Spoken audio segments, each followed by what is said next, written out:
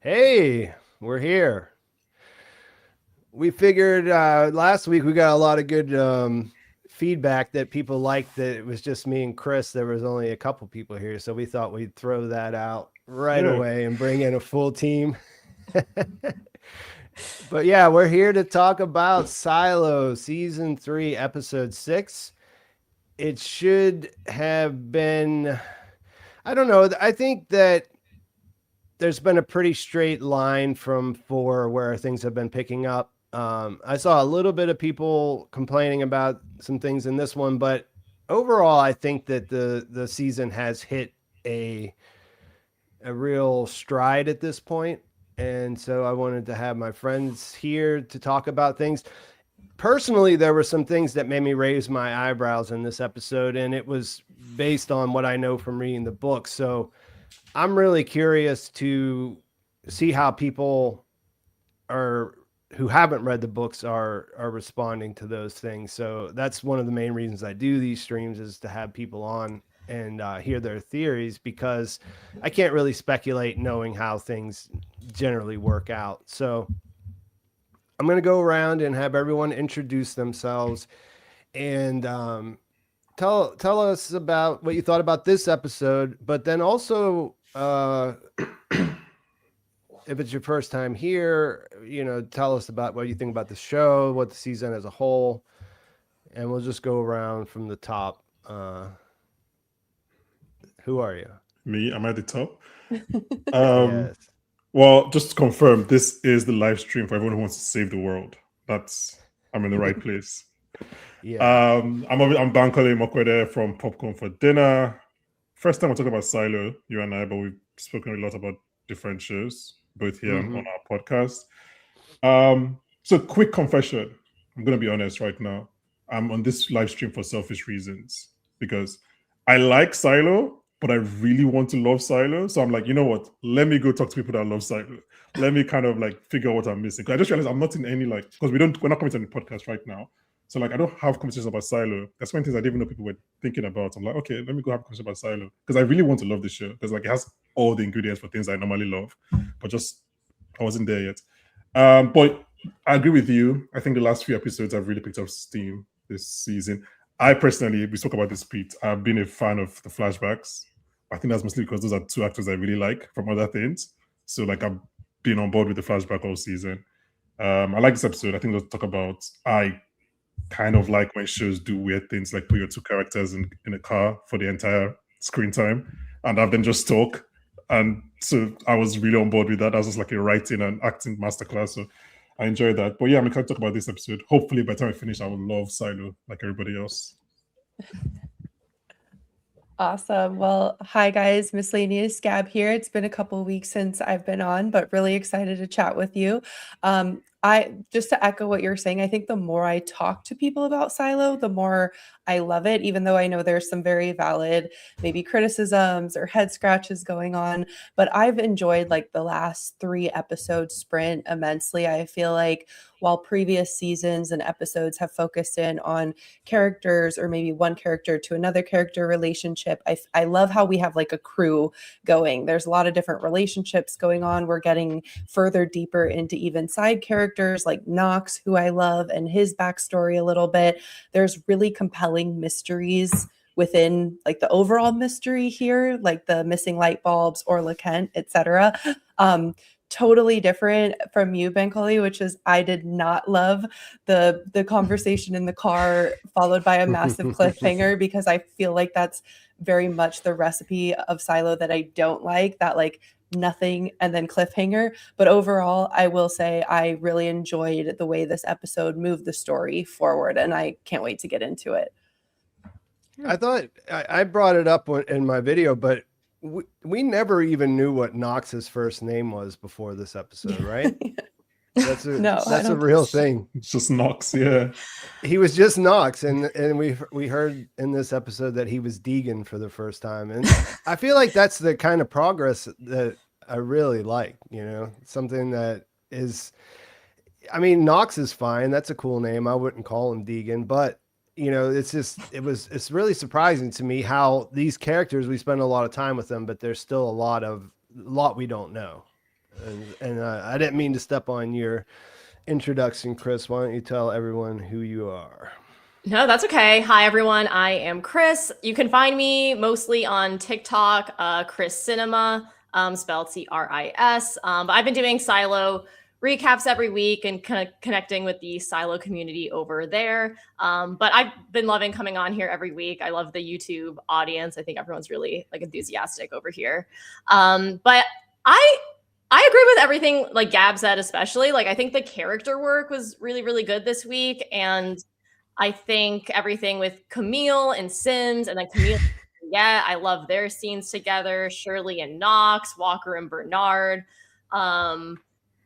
getting into Knox's backstory. I think that's something, I'd say the character work is maybe something I've struggled with on the show a little bit outside of Juliette. And I think the reason I'm enjoying season 3 so much is that I think they've done a much better job with that. Like I'm finding Camille, like I love Camille. I think she's, not because I agree with her actions or anything, but I just think she is so fascinating, and I could spend a long time and write like a long essay just diving into all of her motivations. So yeah, I think I had a really positive reaction to this episode. And then I think a little bit in my TikTok comments, it was a little bit more negative, and I can definitely see some of the criticisms for sure. Like I definitely had the same reaction with the past plot line. It's like, there's some character work done there, but it's kind of another week where we're not quite getting the answers. And I think there's probably a better way to combine character development with plot development and have those things inform each other a little bit more. But yeah, overall, I had a positive reaction. Yeah, and you brought up the Sims. That's sort of been my big surprise this season, is how much I'm interested in their story. The opening shot of this was so good. I thought, like, with her coming down on that stupid little chair, like she's just stuck there, and he's just standing there waiting, and he's like, oh man, and like it's his wife, they have like decades they know each other like that, like they've been living together for decades, and he's also like the slipperiest guy in the silo as far as that goes. And so yeah, I just thought that was great, that little bit of moment to think about like what's going through his head while he's waiting for her to come down, because she says it right away whenever they're walking. She's like, she got away from you, you know what I mean? Like, I don't believe it, so they had this, I thought they had this really great conversation where they're both saying stuff without actually saying it to each other, but we know them well enough that we can fill in all those blanks. And that's super rich as far as like,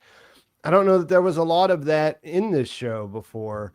Not like there just weren't, like Juliette is a sort of isolated character by the nature of the way that she's written, right? It's her against the silo for most of the show. So other than like the flashbacks of George, we didn't have a lot of relationships like that going on, So I agree with what you said. And if either of you guys want to add to that, feel free to. I go ahead. No, quickly, from you that she asks Sims, they're both Sims. Was that a question or a statement? Was that like a from you or a from you? Was she like accusing him of like, you couldn't keep a hold of Juliette? Do you get what I mean? Yeah, was it a question or a statement? I think she said it as a question, but the implication was that it was a statement that you're lying. Because at least that's the way. Maybe she wasn't 100% in that moment, but by the end of the episode, she definitely thought. Yeah, for lying. Sure. Yeah, I like the way you phrase it in your YouTube video about how there are two scenes are basically one scene. It's just that at one point they were like, okay, no, I'm just going to say the truth. I'm tired of going back and forth. So when I come back home, I'm just going to say what's actually on my mind. There's no point of being sneaky about it. But yeah, sorry, Gab, I cut you off. Oh, no worries. Yeah, I know that for us, we have to wait a week between episodes, but in my mind, I'm thinking, okay, it's only been minutes since Camille found out that the nurse that Robert was supposed to screen and approve, basically absconded with Juliette. So in my mind, I kind of saw it as a statement, or at least she's on to him. She smells BS here, because it was like, really, the nurse? I thought we tested her. I thought we felt certain about her loyalty, et cetera, et cetera. And I love this dynamic, because it is like no one is really the bad guy or the good guy in this dynamic. And it's kind of interesting because they're both fighting for the same thing. At the end of the day, they want the same thing. They actually don't have different goals, but they have radically different ways of getting there. And I think Camille's doing what she thinks she needs to do to save her son and save her family, and Robert is doing what he thinks he needs to do. And I know a lot of people in the comments have wondered, is Camille playing? Does she have a big goal? Are they secretly working together? While I think Camille may have her own goal, I definitely don't think they're working together, at least in any way they understand. So I loved how like their son Anthony getting in trouble and the conversation they had around him became this proxy for their relationship. I love how Camille started to actually order him about, like, you need to do this, I command you. If like she started lobbing threats at him. So we really saw a very big shift in their dynamic, and it's definitely one of the highlights in terms of characters for me.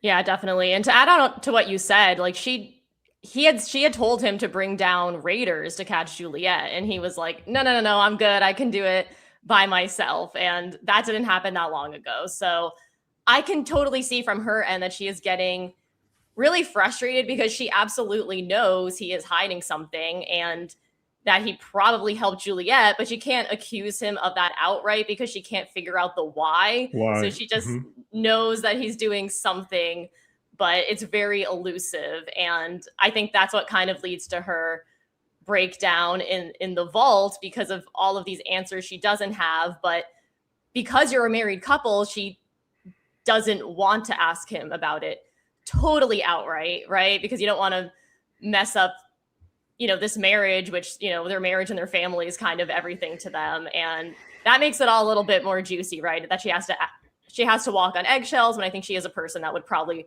prefer to be more direct. I mean, she definitely is with Juliette and some of the other characters. So yeah, definitely enjoying that. And I think we can probably talk a little bit about her CBT, chat GPT therapy and breakdown, because that scene came right after, finding out that their son had stolen.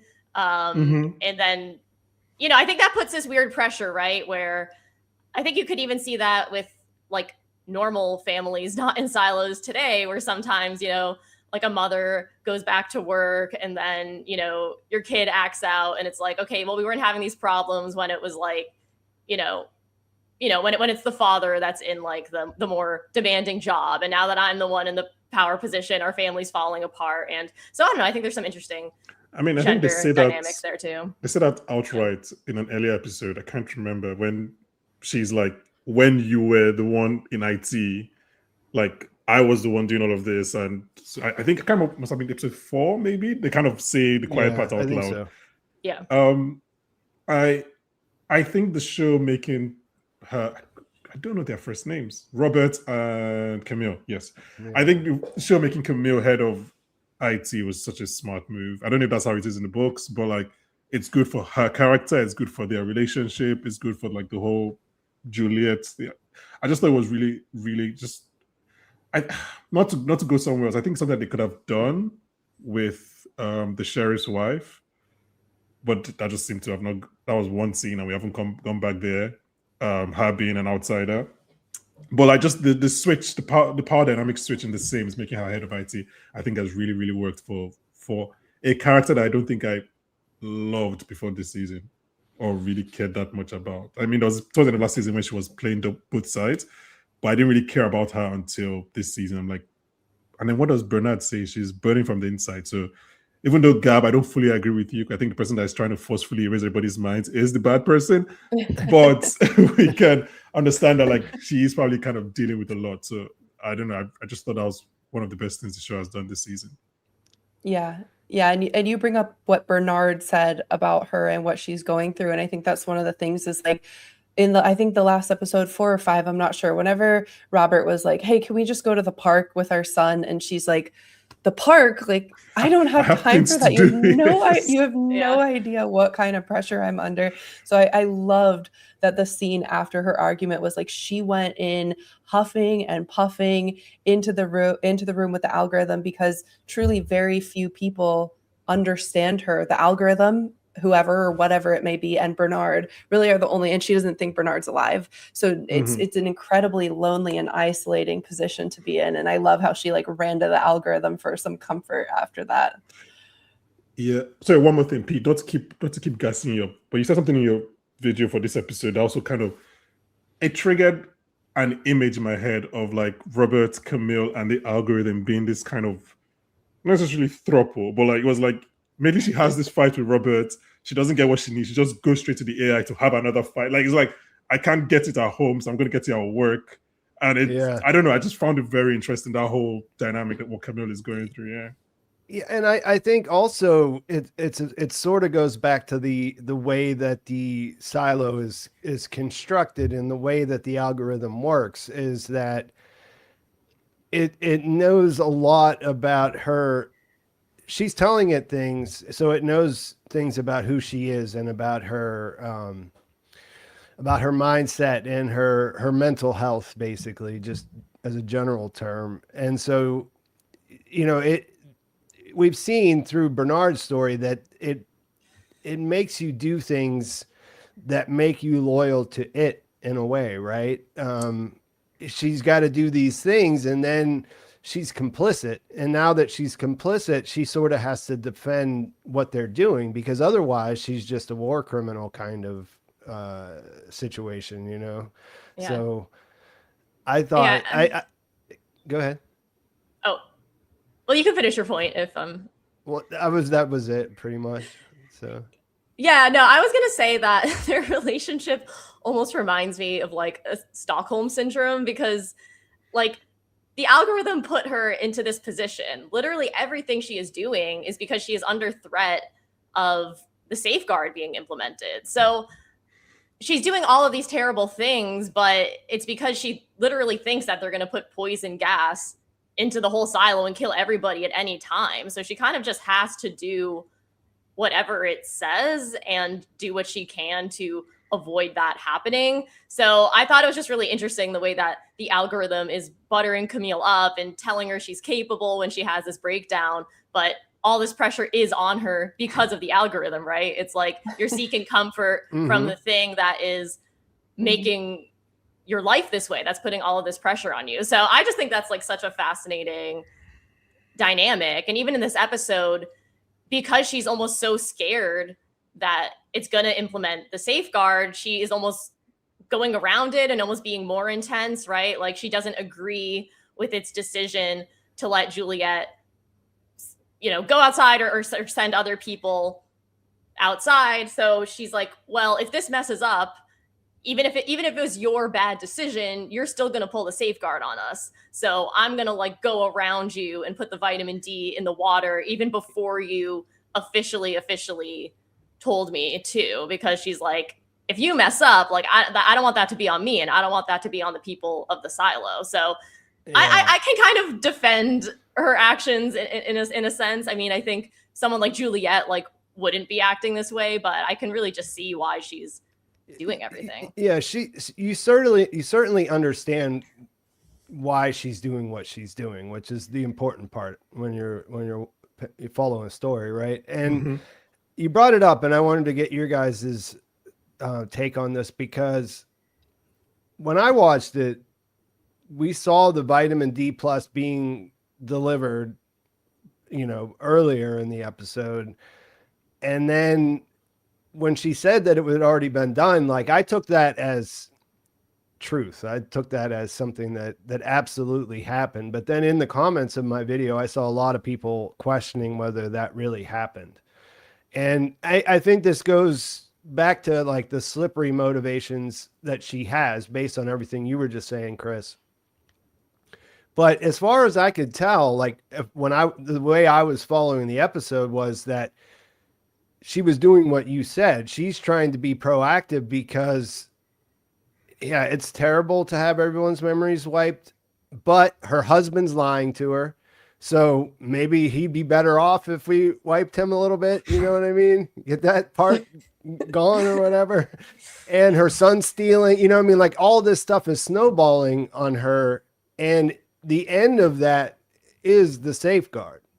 If she loses control, they all just die. So there's a place where wiping their memory actually makes the most sense for the character.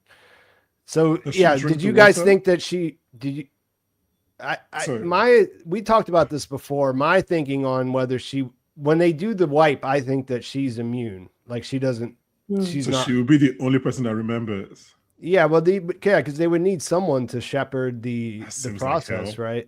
Yeah, that doesn't seem fun. That doesn't seem great. It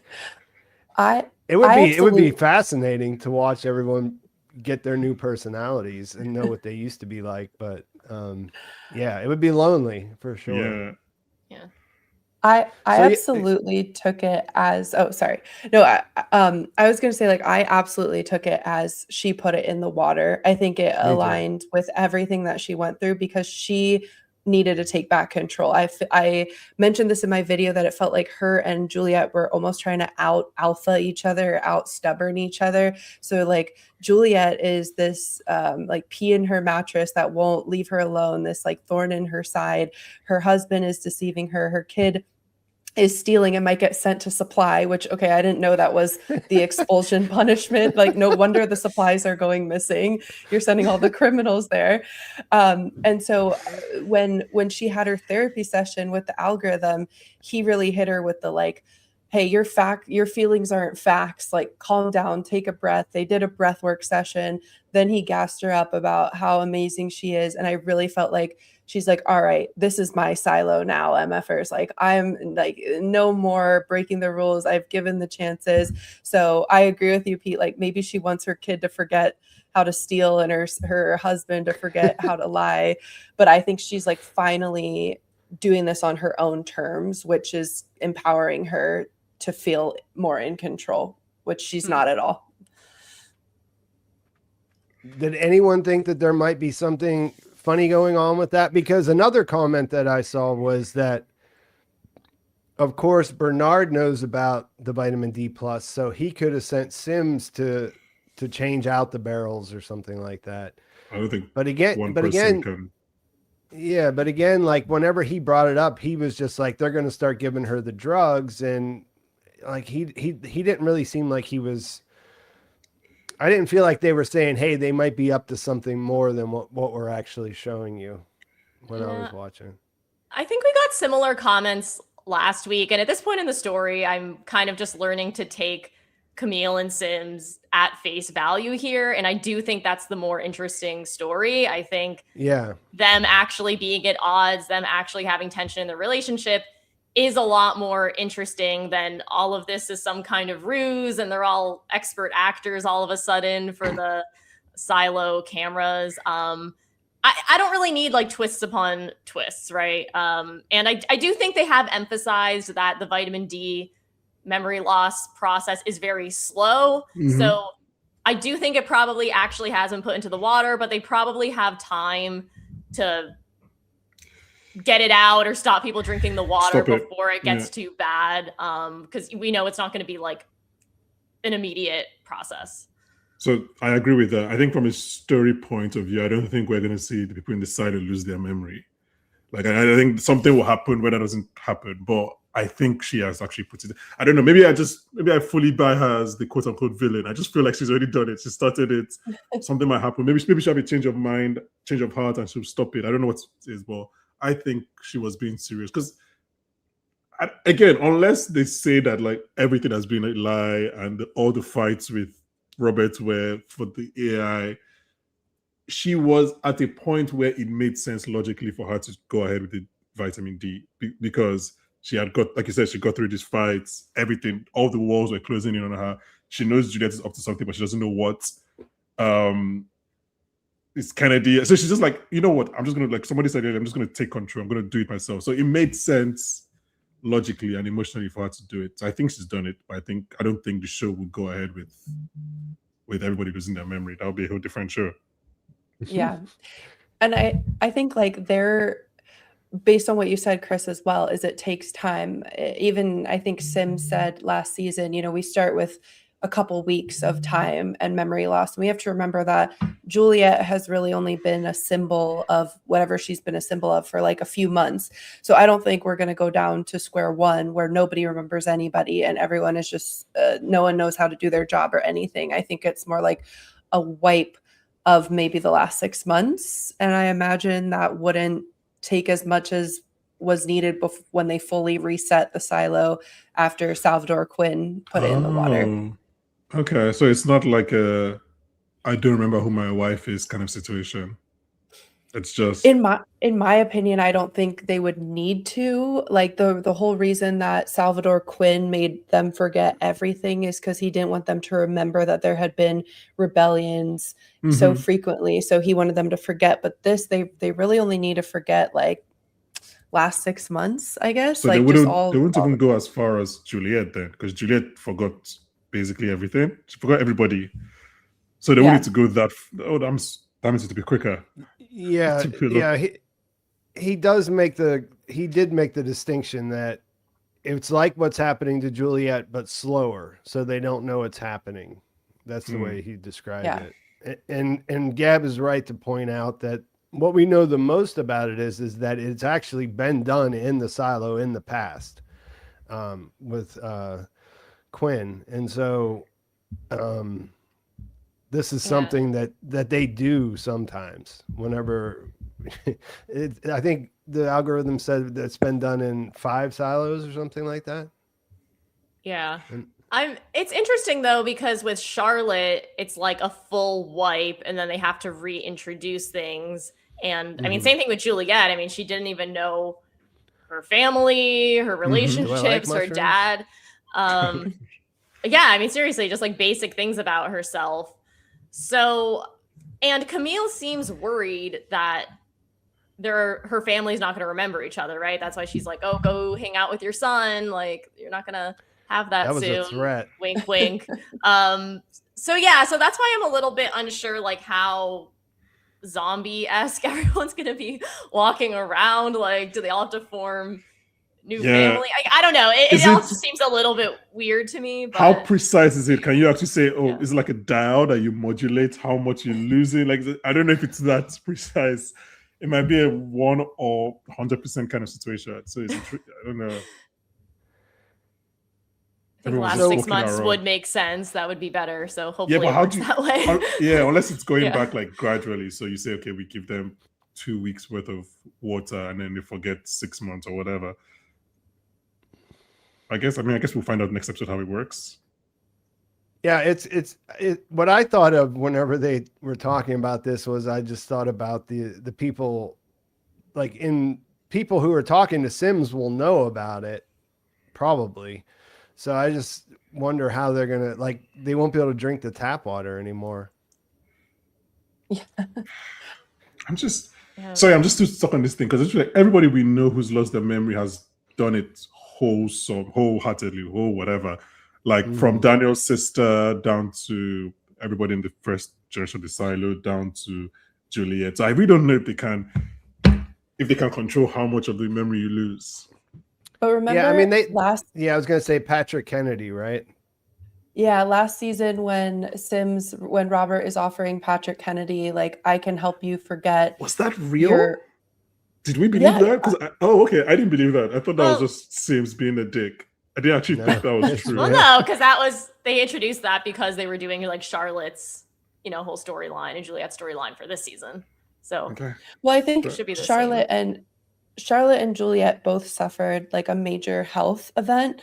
So it would probably be easy to like pump them full of something and not have the terror that you and I would feel if we woke up tomorrow and didn't remember anything, because they wake up in a hospital bed with medical care or whatever. So I believed Robert when he told Patrick, like, we use this, we start with the things that we want you to forget, then we turn the dial But I agree with what you were saying, Cris. Like, it has to feel like a real threat. And Camila and Robert are genuinely scared of this. So maybe this is just one of those things we're not meant to like overly analyze, but I'm also wanting to know exactly how it works as well. Yeah, I know the real world thing that this idea was based on. It works differently. Like there's a medication out there which I don't have the name in front of me, and it's a word that's not easy to say if you're not looking at it, at least for me, to say correctly. But it basically the way it works is that it's like a beta blocker, and what you do is you go to therapy and they have you bring up these triggering memories. And when you experience them while you're on this medication, you don't have the anxiety and the crazy feelings that they cause for you. So you don't forget stuff, but you do lose the reaction that you have to it. So if you read the books, like you would know like how they weave this into the story a lot different, because they weave it in through the before times. And there's a regular use for the medication, and then you can see that they it's a therapeutic use like that. Like people use it to forget traumatic events, so therefore they can live a normal life. Sort of what the doctor told Daniel about his sister. You can decide, she doesn't have to know that what a horrific thing happened during her mission or whatever. And so that's the concept, is that in small doses, it can help you forget things that really prevent you from having a normal life.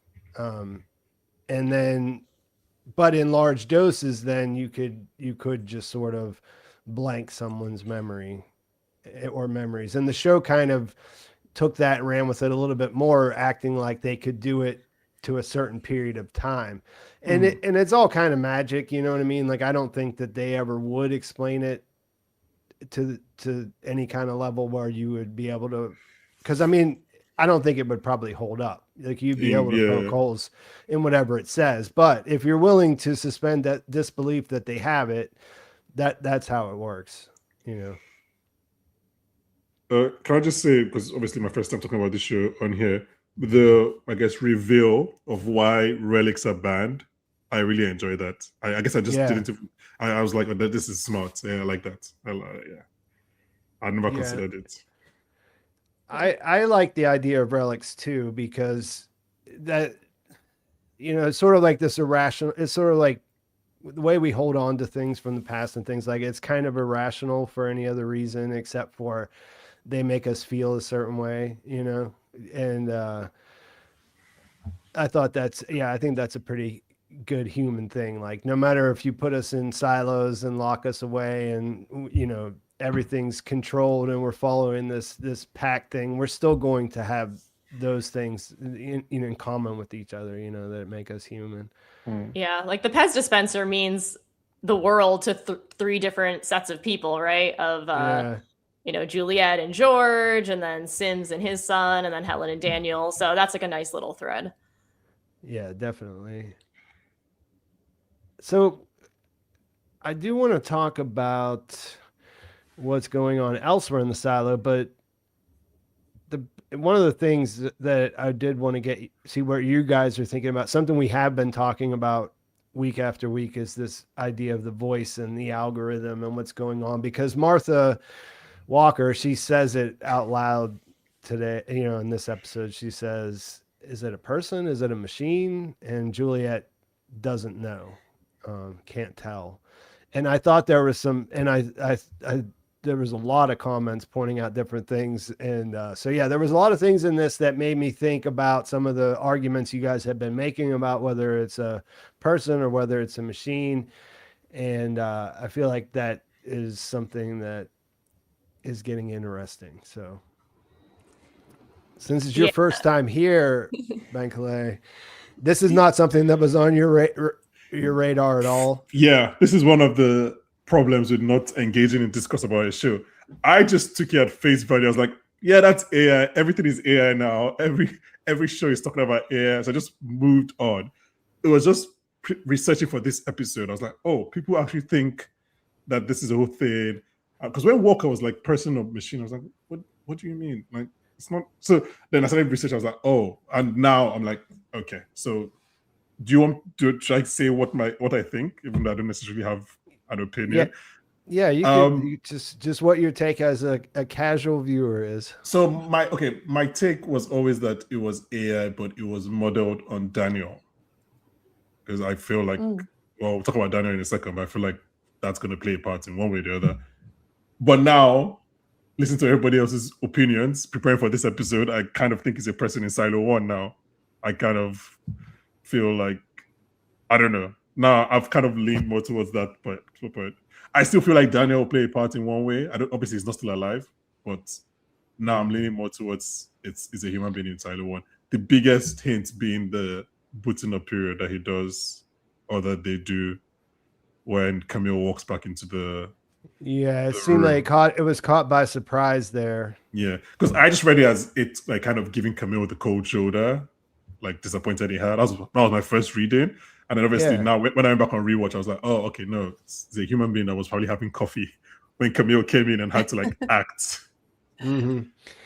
Yeah, I think the thing that had popped up in the past was there were just certain times when it's usually pretty straightforward, and if it is a human being, they're obviously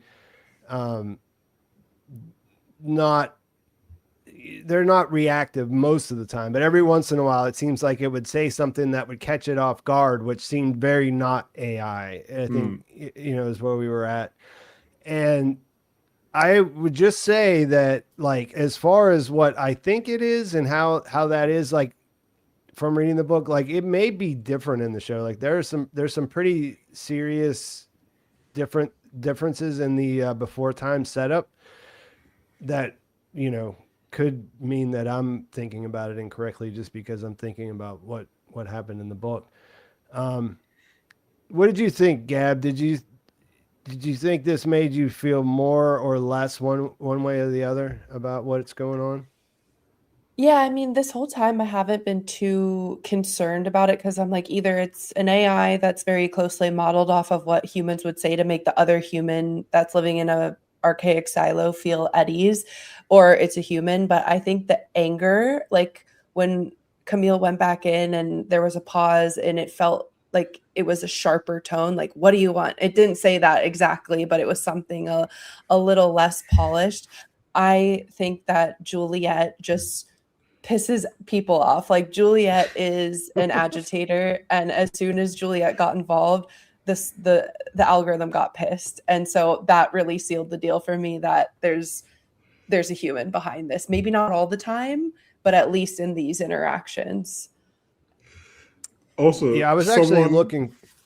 No, so I can say saying you're looking for a fight, not an answer, is only something that someone who's been in a relationship would say. That's a very human statement. So I was like, oh, okay, wait, maybe I was wrong. Yeah, I saw someone say that in the comments, but then also someone pointed out, but that's sort of how AI works too, like. No, it's a very intuitive statement, though. It's like, it's to know when somebody wants a fight and when somebody wants an answer. It's kind of a humanly intuitive comment. Yeah, there's a little too much of the nuances and subtleties of psychology involved there. Yeah, I definitely this episode, that just the minute it hesitated, I was like, okay, it's a person, just because we have been speculating on that every week, and that seemed like really the big hint, especially because the camera focuses on her face looking a little confused and stuttering a little bit when it's not responding right away, which tells us that basically doesn't normally happen. And it specifically came in a moment where she presumably was not called up, right? Like, we see that she's normally called up when her little thingamajig, her fob lights red. But that time she was really angry and she went strutting in. And so obviously the person was not ready on the other end. So that felt like my confirmation for me, at least, but we'll see. Do you guys think that the characters knowing this, Camille or Juliette, gives them more confidence that they can beat it or outsmart it? Like, that kind of makes me wonder why Camille even told Juliette, until the algorithm grows arms, I'm in charge. Like, I'm calling the shots. You're not taking Knox and Shirley. And it kind of makes me wonder, the algorithm has told Camille how amazing she is at this, what a great deceiver she is, liar. And it's a lot different if you know that it's just a human on the other end, in my opinion. Like, I would then maybe start thinking a little more about how I could lie or outsmart that human versus this all-knowing computer genius. Yeah, that's an interesting idea. Like, putting a human there does make it seem more vulnerable. Like, not necessarily, obviously the computer could have some fatal flaws and could be taken care of in a different way. But when you think about it, you think, well, if it is a human, then I have a chance to beat them as another human. When it's a machine, it's sort of like, it's sort of like in a different category where you'd have to approach it a different way. Yeah, I think it also feels more like personally offensive, sort of like there's something removed about an AI, almost like, not that you treat it like a god, but it's just something, we can't really question it. But when it's a human, it's like, I've been like manipulated by someone that could be staring me in the eyes, and that feels more personal. So I do think that's motivation to fight it, but I also think there is something to it being a physical threat because of the line that you mentioned, Gab, of like, until it grows arms and legs, I'm in charge. So I do think having that physical threat of like knowing they could send people in or anything like that definitely like adds to the fear a little bit. I don't think she'll like that. Pete, can I ask you a question that I want you to I'm only asking this for you to like wholeheartedly shut it down. There is no chance that these two storylines are happening almost concurrently, right? There is no like Cabin in the Woods kind of plot twist here, spoiler for Cabin in the Woods, where like this is definitely so and so years in the future, right? Yeah, well, I mean, it kind of depends on what they find out when they talk to Senator Thurman, but we know for sure, based on mining, from the miners, that they've been doing that for hundreds of years. That's true. Okay. So they've been underground for hundreds of years. I feel like we can say that, unless it's a conspiracy by the miner guy, that just wouldn't make any sense. Okay. You know what I mean? Because I had that idea and I was like, I would really hate that if that's the case. So I just wanted to kind of say it out loud. I don't think you have to worry about any kind of like, like real gotcha kind of twist as far as that's concerned. I just wanted to pull up this super chat. This is something we were talking about earlier. Chewy Doc, thank you for the $4.99. What are the odds Robert already emptied those barrels? I don't think there was time. Does that seem fair? Unless it was one of the first things Bernard told him to do. Yeah, but they just moved him up. They just moved him up a couple of episodes ago, and this episode he was with his son the entire time. Like, no, but he would have done it before they moved it up. Like, Bernard would have told him where they stored the barrels, and he would have. But it just feels like, again, Cris was saying it, it's hat on the hat. It's just like it's another flashback they need to show us. Yeah, I feel like, yeah, you summed it up really well. What we were saying, Cris, about just the way that it's actually playing out, it has the most, to me anyways, it just seems to be the most effective way to use these different things. Yeah, I also think it's good if there's the threat of the vitamin D, because I do think maybe for some viewers the threats don't feel very imminent, and maybe that's why there are some complaints, right? Because like the safeguard procedure is a little bit more of an existential threat. Like it could really be at any time, and technically it's something that has always hung over their heads. They just never knew it. So I do think kind of having the vitamin D threat feels more imminent, and I think that will help like propel the action forward and have them more in a race against time. Yeah, and the drama, Sorry, I was just gonna say the drama ahead. is like she's doing that to her family, you know, and her family, like, so him outfoxing her and stopping her from doing that, the payoff is just not worth that's really heavy, you know, like I'm gonna wipe my husband and child's memories, you know, like that has some like real emotional weight. Him being what we already know him to be, like being kind of crafty and getting something done before she can implement it, that just doesn't have a payoff that matches the emotional weight of the actual, you know, the drama. Well, That's for me. Yeah. I guess I am looking at it another way though, where I just think Camille having like sort of physical evidence of his betrayal that she can't prove yet would also probably be good drama, right? Like, because someone mentioned like you could just switch the labels or something. And so I do think there actually could be some drama that results out of that. So I'm kind of okay with it either way. But like I said, from wanting more of like an imminent threat, I almost think maybe it's a good thing if it starts to come out slowly. Mm-hmm. I think because Bernard came back, it's more likely that all the viewers are like, but what if this is not what it seems, or what if that's not what it seems? And I think because, you know, Bernard was alive and that was a big reveal, it makes us kind of wonder if there will be, you know, another twist or another this, or this isn't what it seems. And while I agree there's a lot of deception and we don't know everyone's plans, I would almost be a little disappointed if, like you said, it was just another plot and another reveal. And I think this season is doing a really good job of raising the stakes on all sides. Like, we know they only have 2 years of light bulbs left. They only have X amount of weeks until everyone forgets everything. So it really serves to compress and put a lot of pressure on whatever they need to do to fix this problem. Yeah. Pete, I'm not sure if your Silo fans are different from like Pluribus and everyone else, but they seem funnier. I've just been laughing at the comments. Like, I don't like know. this. I'm confused. Like I don't think she's forgotten how babies are made. That's kind of a Severance plot, right? Remember on Severance where like they talked about the woman who was severed and then got pregnant inside, and then they didn't know like who, you know, or maybe they did figure out who it was, but she didn't know that like her innie had. Remember when everyone thought Helly was going to get pregnant? That was a dark time. Well, we don't know, guys. We got like 3 years until we find the answer to that question. Like, yeah, that's still open, I think. That is still open. You wouldn't know that fast, you know. But I mean, no, I guess Pete, do you want to answer this now, or you talk about Shirley and Knox? I guess we could just. I was gonna say, we kind of already touched on Juliette, so why don't we get into Shirley, and why don't we use this question as a way to get in? Does anybody have anything they want to offer up on the idea of her forgetting how she got pregnant?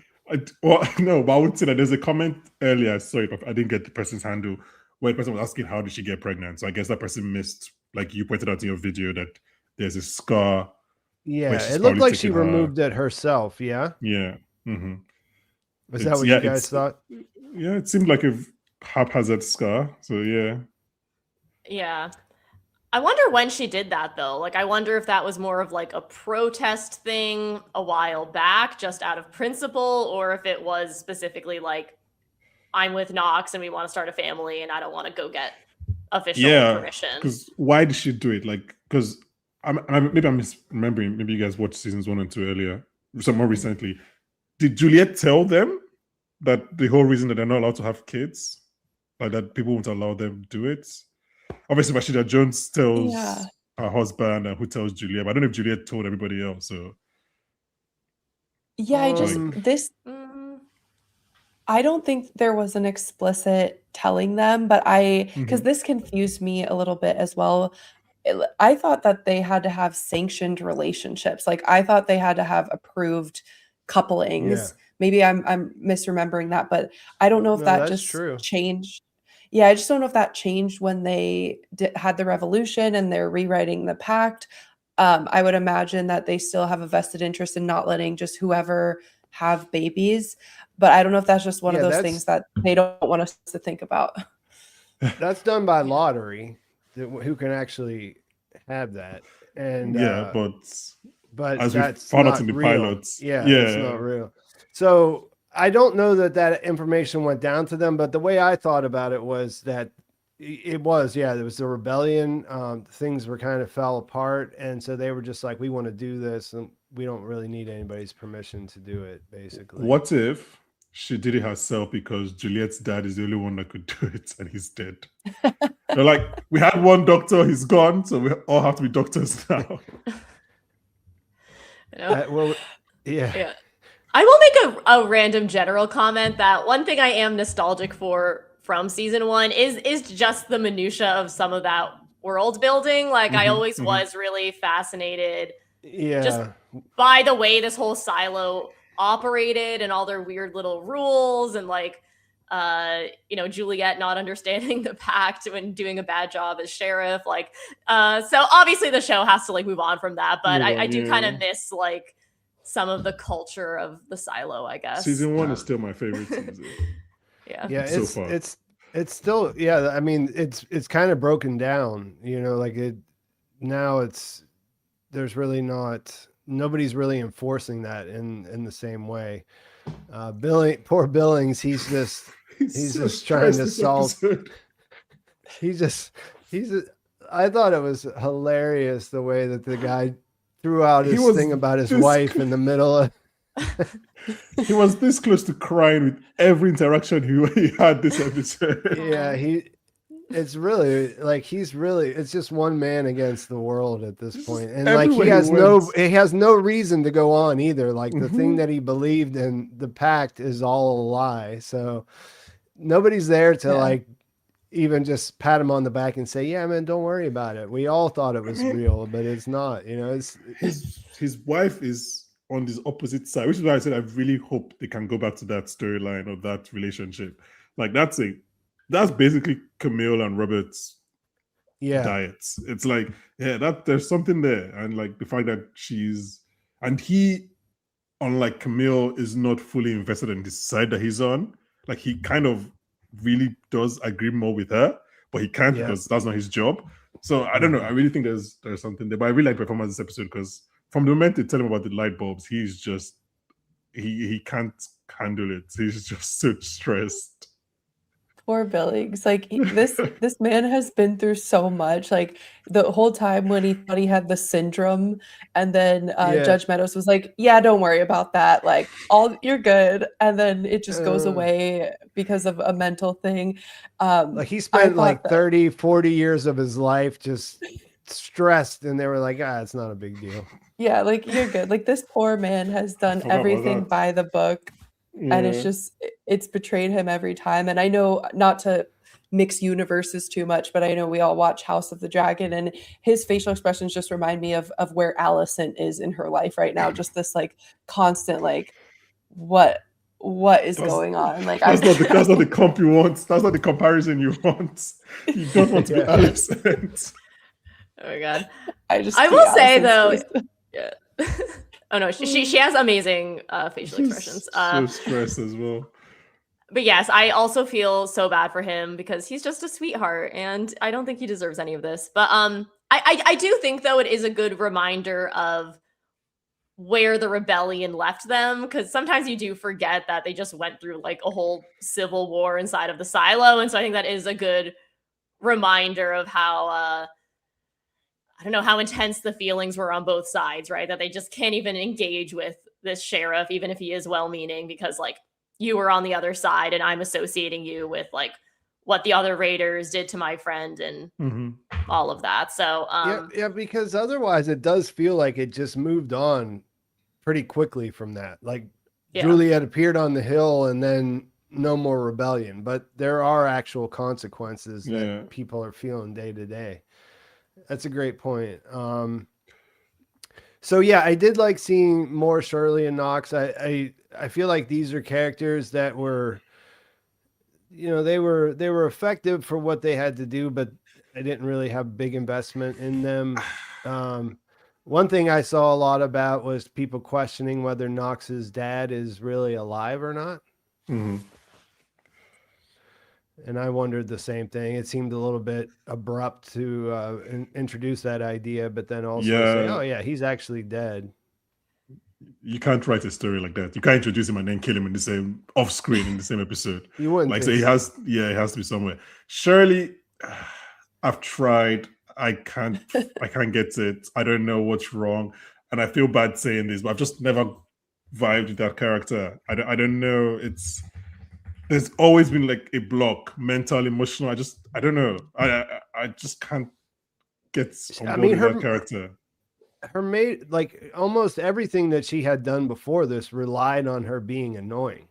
I mean, that was sort of you called Gab, you called Juliette an agitator before, but I mean that was Shirley's role, was to annoy people at different So I guess times. she's really good at her job. Yeah. No, I have been the biggest Shirley hater for like multiple seasons, and I think the only thing that redeems her is the more we like Knox, the more we're like, okay, well, she can't be as bad because he loves her. But I've always hated Shirley in the show, so I guess she's good at her job. I thought I guess a little bit in defense of Shirley.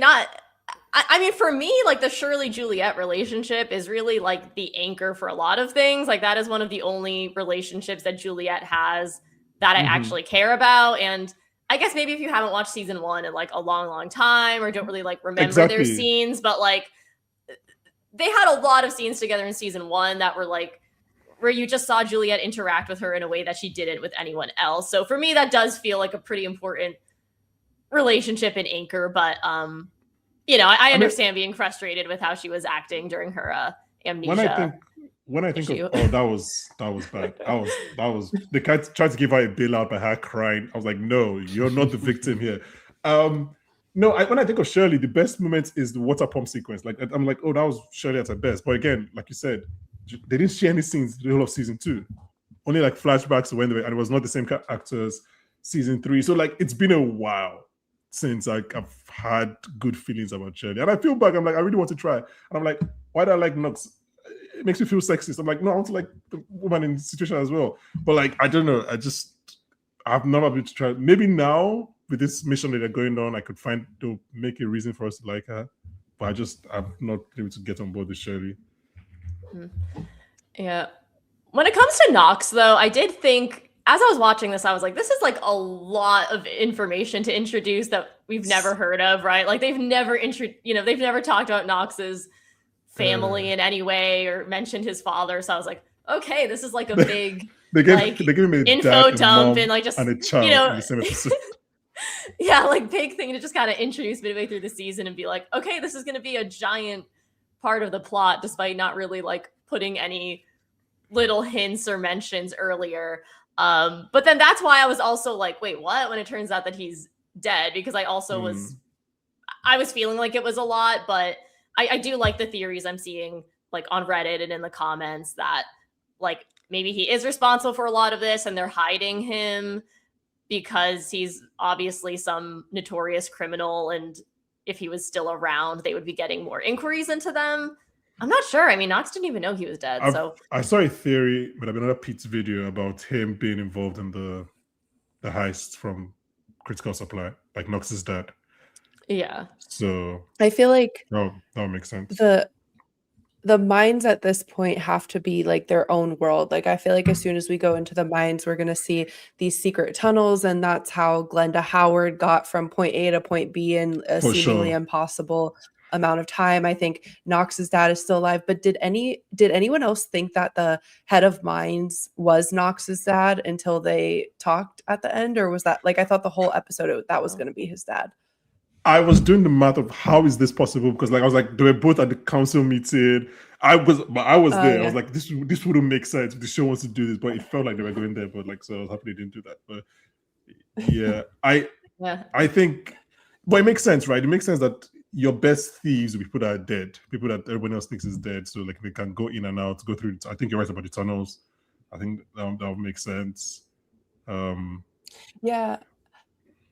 Because I feel like it'd be a little like I understand why they would tell us more about Knox's background to like humanize him and give us a bit more about how he intends to be as a father now that he is going to be a father. But I feel like that would still be kind of a waste of screen time because we know Knox, we know he's a good guy, we know he wants to be a good father. So I feel like we'll see his dad and hopefully he'll Yeah. be like a really quirky villain. Ooh, quick thing I wanted to ask you guys is that when he and Shirley were having the conversation and we find out that Shirley is pregnant and they want to go outside and all he's saying is like, oh my God, I'm so worried about you. Like, I don't want you to go out. I was like, oh my God, Knox is a goner. Like they're killing him off for sure. Like that was the first thing that entered my head. And obviously now they're going to send out Lucas and Kennedy, but I still feel like that was this big, like red herring that something's going to happen to him by the end of the season, which I would be like pretty devastated about because as we talked about, Knox is like, I don't know, one of the coolest, chill, nicest characters. He says he's always on the right side of things, except for whenever he was not on, like whenever he butted heads with Juliette, I guess, in the beginning. But ever since then, he's always been on the right side of things. Like, you never really question his motivations. Yeah, I thought that too, Cris. I had to go back and like delete that in my notes for my script because the first time I wrote it, I'm like, Knox is dead. They're not going to kill the pregnant lady. Like he's going to sacrifice himself for her. So I really hope they don't end up going out because I do think it would wind up with him dying, which I would hate. I would hate that. I mean, he can still die in the silo. He doesn't have to go out. Yeah, that's I was going to say, just like something could happen by the end of the season where there's like a fight or something or other. All right, let's hold that idea about going out because there's something I want to ask you guys, but I want to hit these two super chats that I had here. Mm-hmm. Michael Sanger 8327. They won't know they have only 2 years of light bulbs left if D+ succeeds. The reason I wanted to bring this one up is because it's funny, but also, what were you thinking about Bankole with the light bulbs? Like that was something that we spent some time talking about in these, like, it's a weird thing, right? Like what is someone doing with 50 years of light bulbs? Yeah, like I love what you said in your video about how it's just like humanity is like, this makes no sense, but we still do the terrible things that will kill us. But it's like, why? Like, why? I think again, it's like, why are you stealing these things? Are you trying to make a point? Maybe not, because only 2 people know, like head of supply and her shadow. So like, you're not really making that much of a point. Like, I have no, but again, obviously, I don't think the show is going to end with all of them running out of food and lights. Like, so I think they will find the light bulb. But it's just kind of, again, I'm just intrigued as to why. Why did this person decide to steal light bulbs? Like, what was the thing? Yeah, I saw quite a few more of the comments that they needed the lights to tunnel, and I'm still thinking, like, man, that would be the brightest tunnel of all time. But like, 50 years worth of grow lights and like something that's like, what? How far did they say it is? It's not even that far between the two. The two entry points. Silos. Yeah. But surely, I mean, is there a chance that they don't know how important the light bulbs are? Is that possible?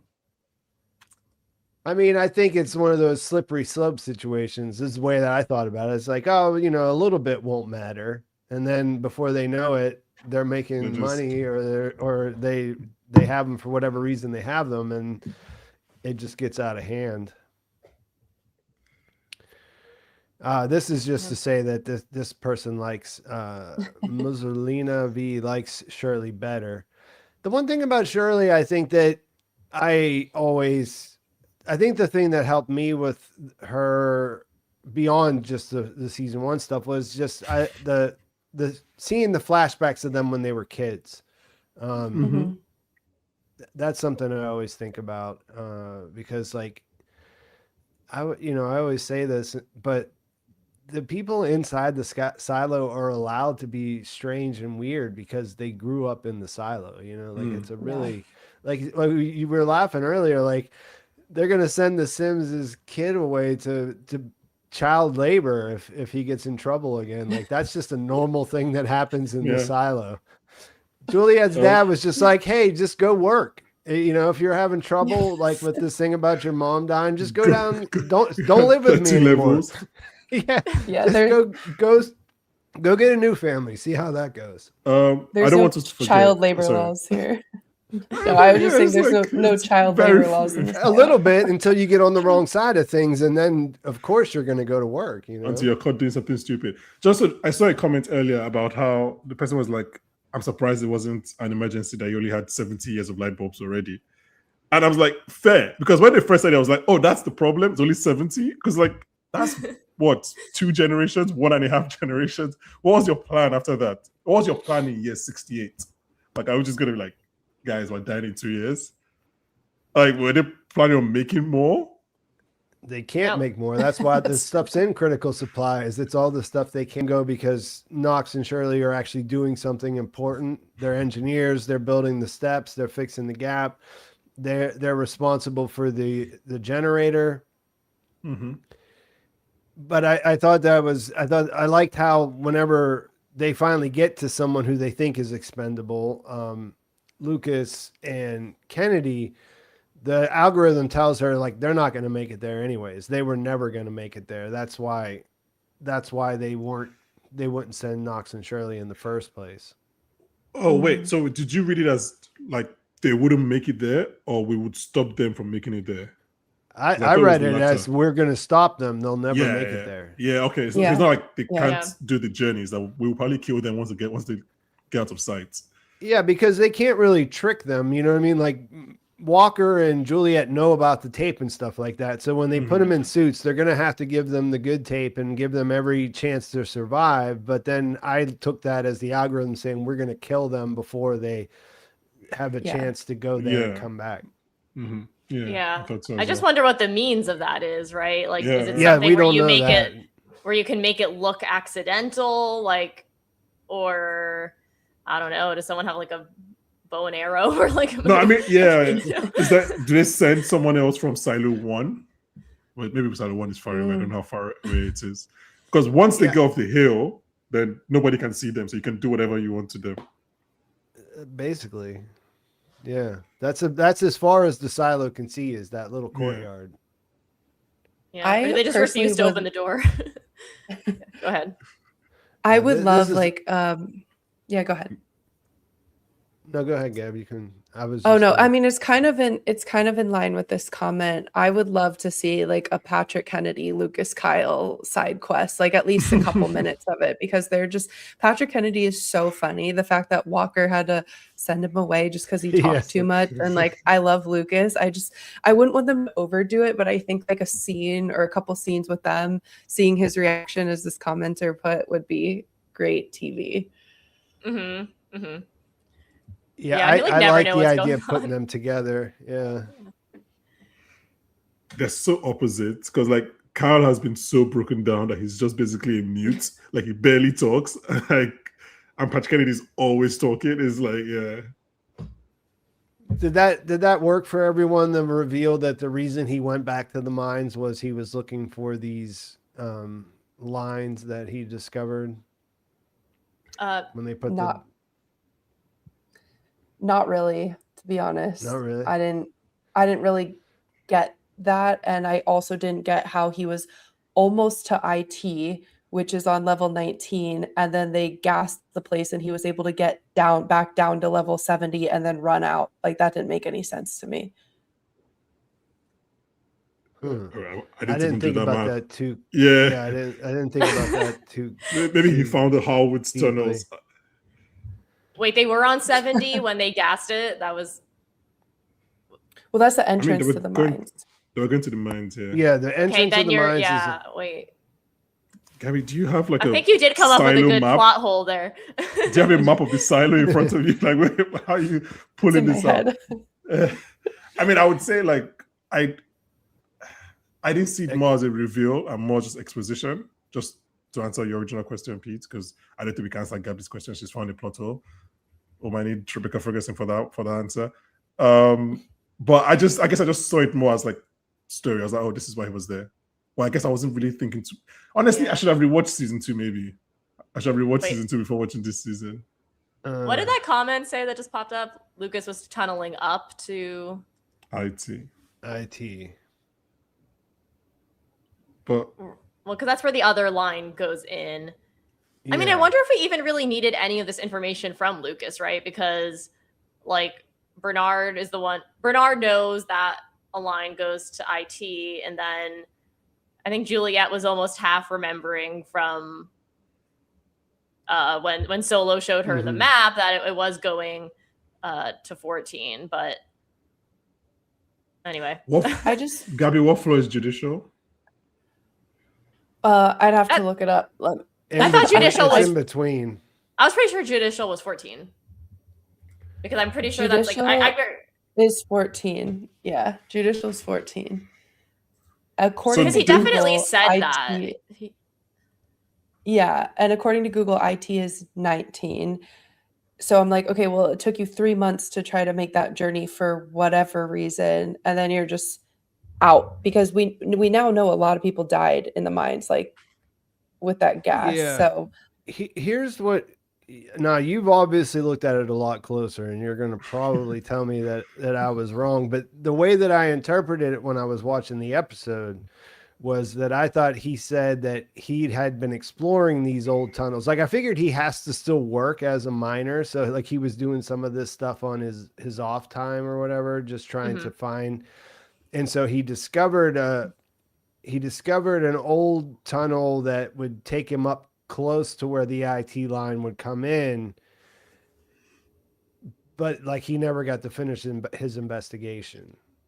Yeah, I took it that way too. Like I don't know if it's so like when he talks about it, I don't think these things necessarily happened immediately right after. But like it was more like a project. But didn't he say because they gassed it, he had to leave? Did say, yeah. Now that you brought that up, like I'm wondering, like if there was supposed to be a different implication. I'd have to go back and watch it at this point. Like, I need like the exact dialogue. Could the trash chutes have been helping him? I don't know. I'm just reading the comments now. That's the thing, right? Because we also found out in this episode, Glenda is teleporting. From supply is way down, right? Supply is like in the 140 or something, right? So 70 to 140, that's a lot of levels. It seems like with these secret tunnels, the implication is that you can go extremely fast, right? I mean, that's what we saw in episode 4 with the nurse and Juliette. Again, I don't know exactly how many levels it was, but obviously it allows Glenda to get someplace in 10 minutes that you definitely could not without these secret tunnels. So, that's all. I haven't thought about it more deeply than that, really. Glenda is up to no good. That part is for sure. The whole family is up to no good. I've never seen that man cast in a show where he was a good person. So it's like, you see him and you're like, oh yeah, okay, this is not going to be a good time. Yeah, this guy has got something going on for sure. What else have I seen? Can't remember top of my head. Yeah. While we're talking about tunnels, are any of you guys of the mind that there are people already tunneling to Silo 17?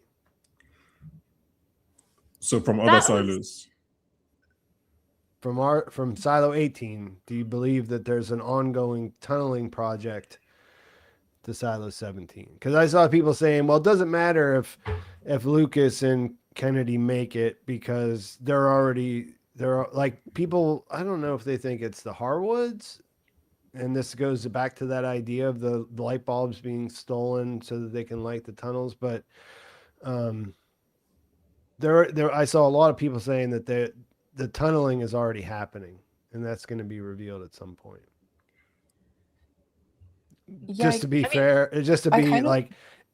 I'm not really with it, but I can't really say too much either way because I read the books. Yeah, the way I see it is like back to that council meeting when Glenda Harwood's dad, the head of mines, I always forget his name, they're angry that they have to keep digging in and out and it creates a really hazardous environment, and they asked Juliette to fix it or look at the pack that says they can only dig out so far. So I could see if there really is like another world going on down there and they have a bunch of well-lit areas and supplies, like I could see them being like, screw it, we're just going to keep doing our thing because you guys clearly don't care about us, and like taking advantage of the distraction that's going on the upper levels. And it wasn't necessarily a strategic thing, but more of an accidental thing. Like I could see that, but I'm just kind of in it for the ride and the reveal. I don't have a great idea of what they're doing. Yeah. Yeah. I put up a video with like 3 theories and they're all just totally different. Like one was just like, they are using 50 years of light bulbs to dig to another silo and somehow it makes sense with this distance. Or I think we talked about it a little bit last week. It's like almost like a union or like a bargaining chip, you know, like they are whoever, you know, maybe again, I think everything's pointing to mining, but assuming they've stolen them and they want to gain some leverage for something, whether it's better working conditions or more power in the silo, something like that.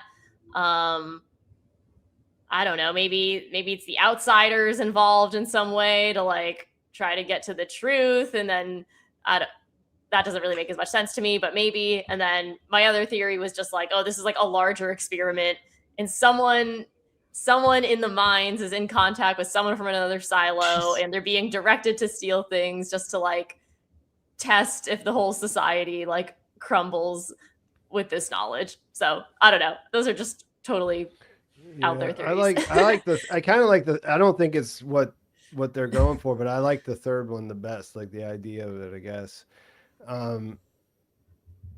But yeah, I think I'm with Gab on this one of just like, I'm just waiting to see what they're doing because it's like it's a black box mining to this point. Like we've seen a little bit, but all we know is that people go there to die. Like that's the adult version of going to work in supply, right? Like when you're bad, when you're an adult, like Knox's dad, they send you to this prison camp and hopefully you expire. There were some kids there, I'm pretty sure. There were some like teenagers in that group that he was talking to. Yeah, I saw that they had them sort of, the girls were like crying a little bit and everyone looked scared, like it was the first day of jail or something. It might be like a Game of Thrones Castle Black thing. Once you turn 13, you just go there. Like it's just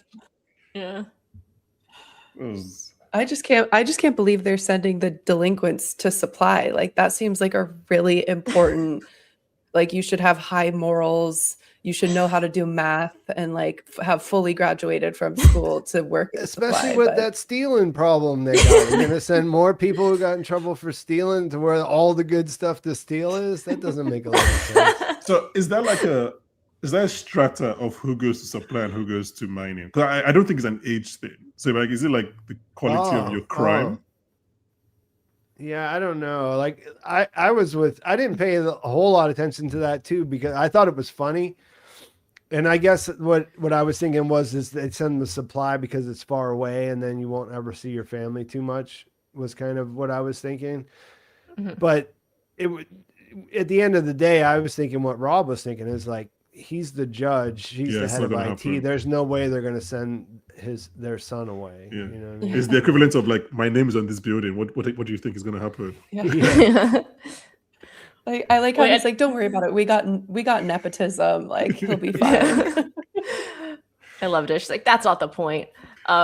Wait, the other kind of silly thing this episode, it's not totally silly, but I just liked that like no one even tried to look around Judicial first to see if they could find where the safeguard piping was. They were just like, it's not going to happen. We got to like send someone all the way to another silo to figure this out, which I understand they have to go there to save the kids anyways, but I was like, I feel like you could just take a little gander, look around first. Like maybe you can figure this out a little sooner. Wait, can we thread on that? Like how could they have done that without either Camille or the AI, the algorithm finding out? You know, maybe they recruit someone. I don't know. No, I'm actually just thinking about how they could do it, but I think it might really be easier. I mean, if she was going, I think she probably felt it would be easier for her to figure it out when she got to 17 or 18, whatever. Yeah. I'm sure it's easier. Solo could just say like, it's in this exact location, but obviously it is like a deadly endeavor to go outside, but she has to save the kids anyways. So I thought it was kind of funny because you say that she has to save the kids, but does anyone really care about saving the kids? I think it's Yeah. like a collateral. It's like a benefit. Like, I I don't think that's they would what- be happy to do it, but like, I Yeah. don't feel like that's motivating anyone. I think that came out of left field for me. I like when she said that, I'm like, oh, I didn't know Juliette really cared about the kids that much. I think she needed something to say to the algorithm that wasn't like, hey, I actually really want to find out how to override the safeguard. stop So the can I go for a safeguard. walk outside? Yeah. I guess to be fair to her, she did say she might come back last season. Yeah, that's what I was thinking about. And this is the first time she's remembered them. So I guess we can give her Wait. benefit of the doubt. Yeah, that's Yeah. true. Yeah. I think she But- cares about Solo at least. Like Solo definitely means a lot to her, but I think just saying, and he's almost like a kid, so you can just include him as Yeah. part of But the on kids. those kids, that's why I definitely don't think they're tunneling towards Silo. Those are like 4 kids and a kid in a man body. Like I don't think I think they're staying put. I don't think they're tunneling towards Man-child. Silo. Yeah. What about the radios? We have Walker is. I feel like Walker is going to make contact with someone, right? Yeah. Oh no, we're hearing and seeing him this season solo for sure. Like, I'm pretty sure about that. Because I feel like if it was me, that would have been my thing. Was like, let's get him on the radio. But I guess Juliette said she never saw a radio when she was over there. So And Walker hasn't figured it out yet, but she will. I really continue to like the Walker and Bernard scenes. I love how they said exactly what I was thinking. I'm like, Yeah. oh, they would be a good couple. And then they said that, and it's just so funny because Bernard is surrounded by people he has just screwed over royally, Yeah. like in the worst way. Yeah. It's so funny. Sorry, when he walked into the room, like I forgot what he did. Like it's just like you forget how annoyed everyone else is individually with him. Yeah. Because you're you're like, like, oh, it's yeah. Tim Robbins. I like that guy, you know? Yeah. But they look He's at him and they're like, upwards. that's the guy who's been terrorizing our silo for our entire lives. And he's like, Mr. Kyle. It's like, don't Mr. Kyle me. Yeah, you sent me to the mines and then you brought me out and then you told me about our doom. Like you're the reason I look like this. Yeah, it's pretty funny. It's a pretty good setup when you think about it. Yeah, it's yeah. I'm just looking over. I feel like we're getting through most of the Silo stuff. Is there anything in the Silo story that we haven't touched on that you guys want to talk about before we shift gears to the before times? Do we think the Ola thing is just straightforward? She figured out who was stealing the killed her. Like it's just kind of a straightforward murder, mystery, revenge plots. I mean, there might be more that becomes revealed because of that, but I feel like Glenda did it, or Mike Davidson did it. Like that's where I'm at. Yeah, Like they're bad news. Who's Mike Davidson? The boyfriend? The boyfriend. Yeah. yeah. Yeah. The I fact feel that- like they sent the boyfriend to just like pretend flirt with or like Kent, and then that's why Glenda had like a chip on her shoulder and she was like that's not really her boyfriend, you know? Yeah. That's Yeah, she definitely had some feelings about Billings calling Mike Orla's girlfriend or boyfriend. Yeah. Yeah, I don't want to go into it too much because I know you guys talked a lot about it last week, but my only thing that still stumps me here is why Clara didn't involve like maybe an investigator, like why it was Orla who was charged with figuring out this massive issue. Like I get her not wanting to raise the alarm and freak everyone out, but like you think like a policeman or someone would have been better suited to do the investigation. So I'm just interested to hear what actually happened. Yeah. Yeah, I think part of that is implied in what, she, like you said, she doesn't want to raise the alarm, but it might also be because of everything else that was going on at the time. Like they were on the brink of rebellion, and Carla did get pretty wrapped up in all of that stuff. Yeah, she was also in jail, I guess, for a bit. So she was in judicial seclusion. Right. So that makes sense. I wonder what's going on with the actor because they've used her so sparingly this season. Like, I don't, McLean? It seems, Or, yeah. Yeah. And then they kind of like bumped up God, why am I blanking on names now? Pete Potaway's son, the other deputy. Hank. Hank, yeah. He's a series regular this season. So it's like maybe that's where her money went. yeah.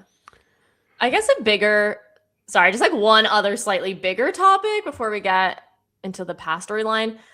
I didn't really have this thought immediately after the episode, but more just like when I was mulling it over, like in the hours after. But I don't know. Is anyone else like slightly frustrated with Juliette maybe still feeling a little bit like a supporting character? Like I just think it's interesting that like, she was, we had the amnesia plot for the first half of the season, and it's like you're kind of just ready for her to be a little bit more like in front and in charge. But I still feel like we're getting more interiority with like Camille, with the therapy scene and all of that. And I feel like I've still been kind of waiting for the emotional fallout of like Juliette having lost her memory and all sense of who she was for 3 months and then suddenly having all that back.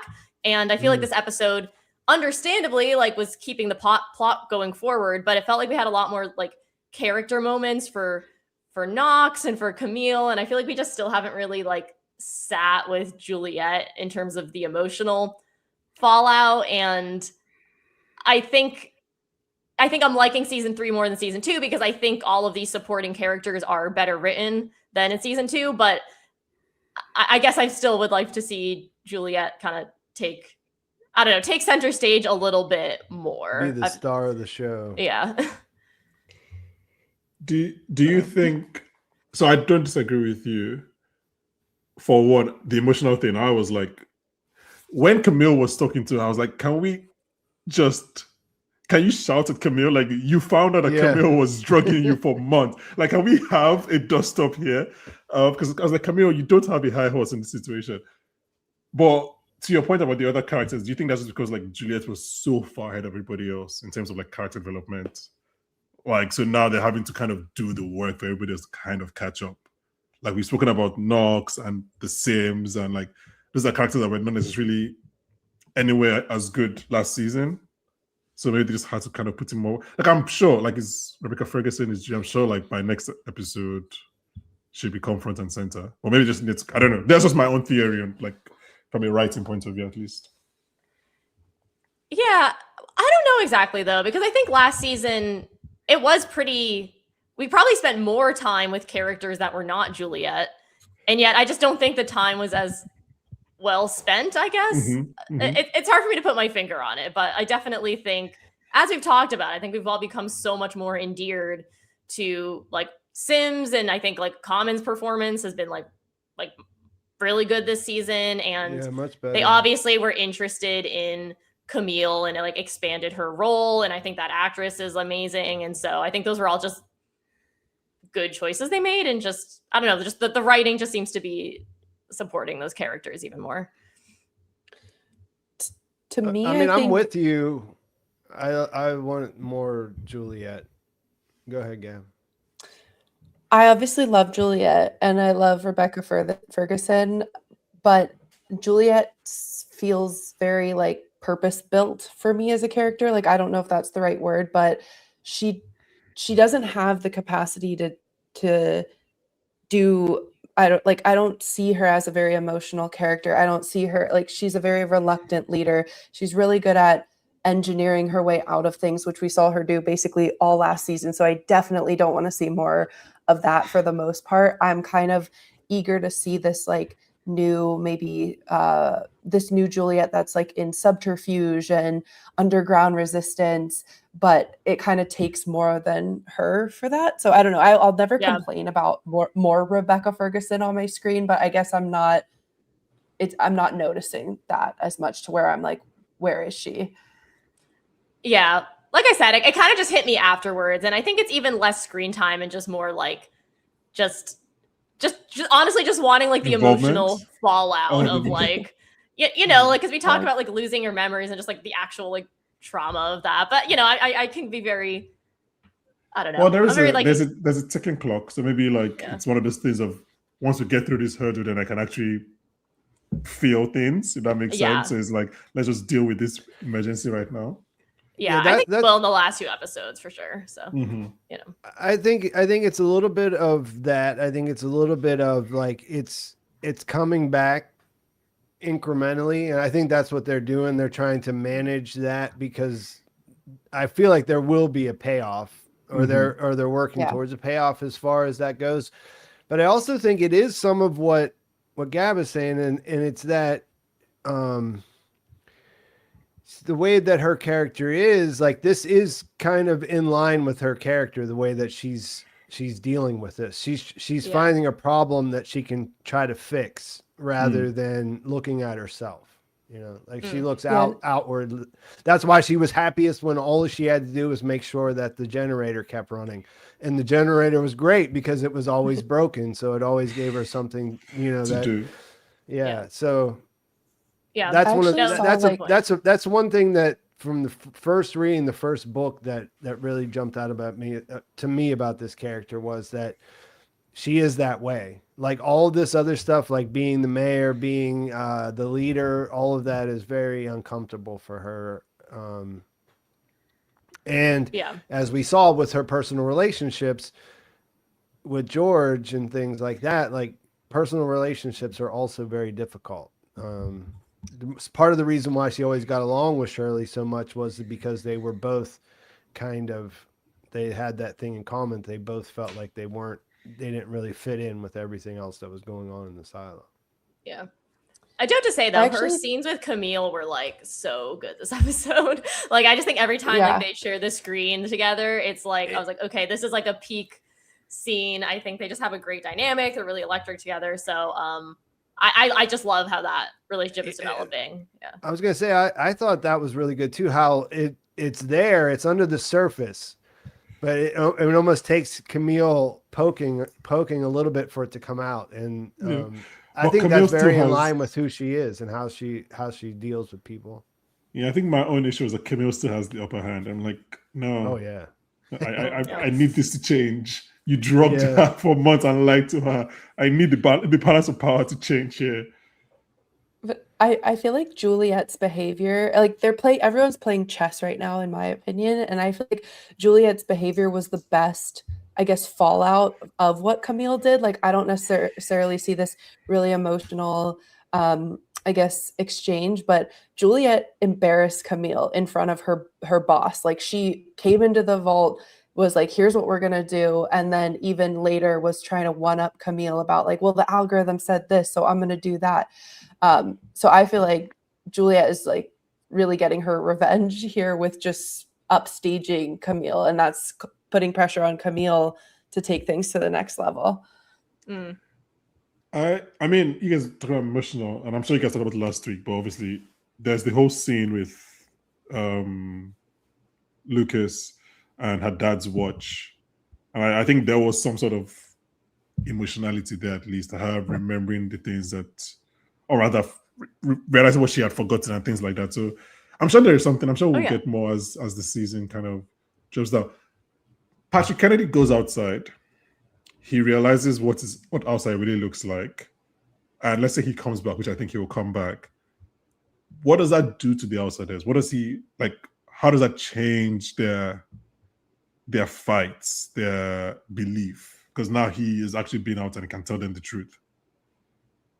Oh, I wonder if they'll think that he's lying, right? Because everyone is lying. Because if it was really deadly, then he would drop dead and he wouldn't come back.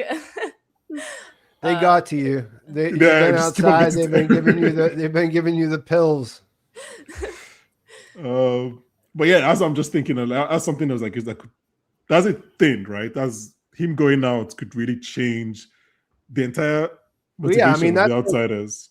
That's why they're trying to kill Juliette right now, is because she has been outside, and that will infect everyone.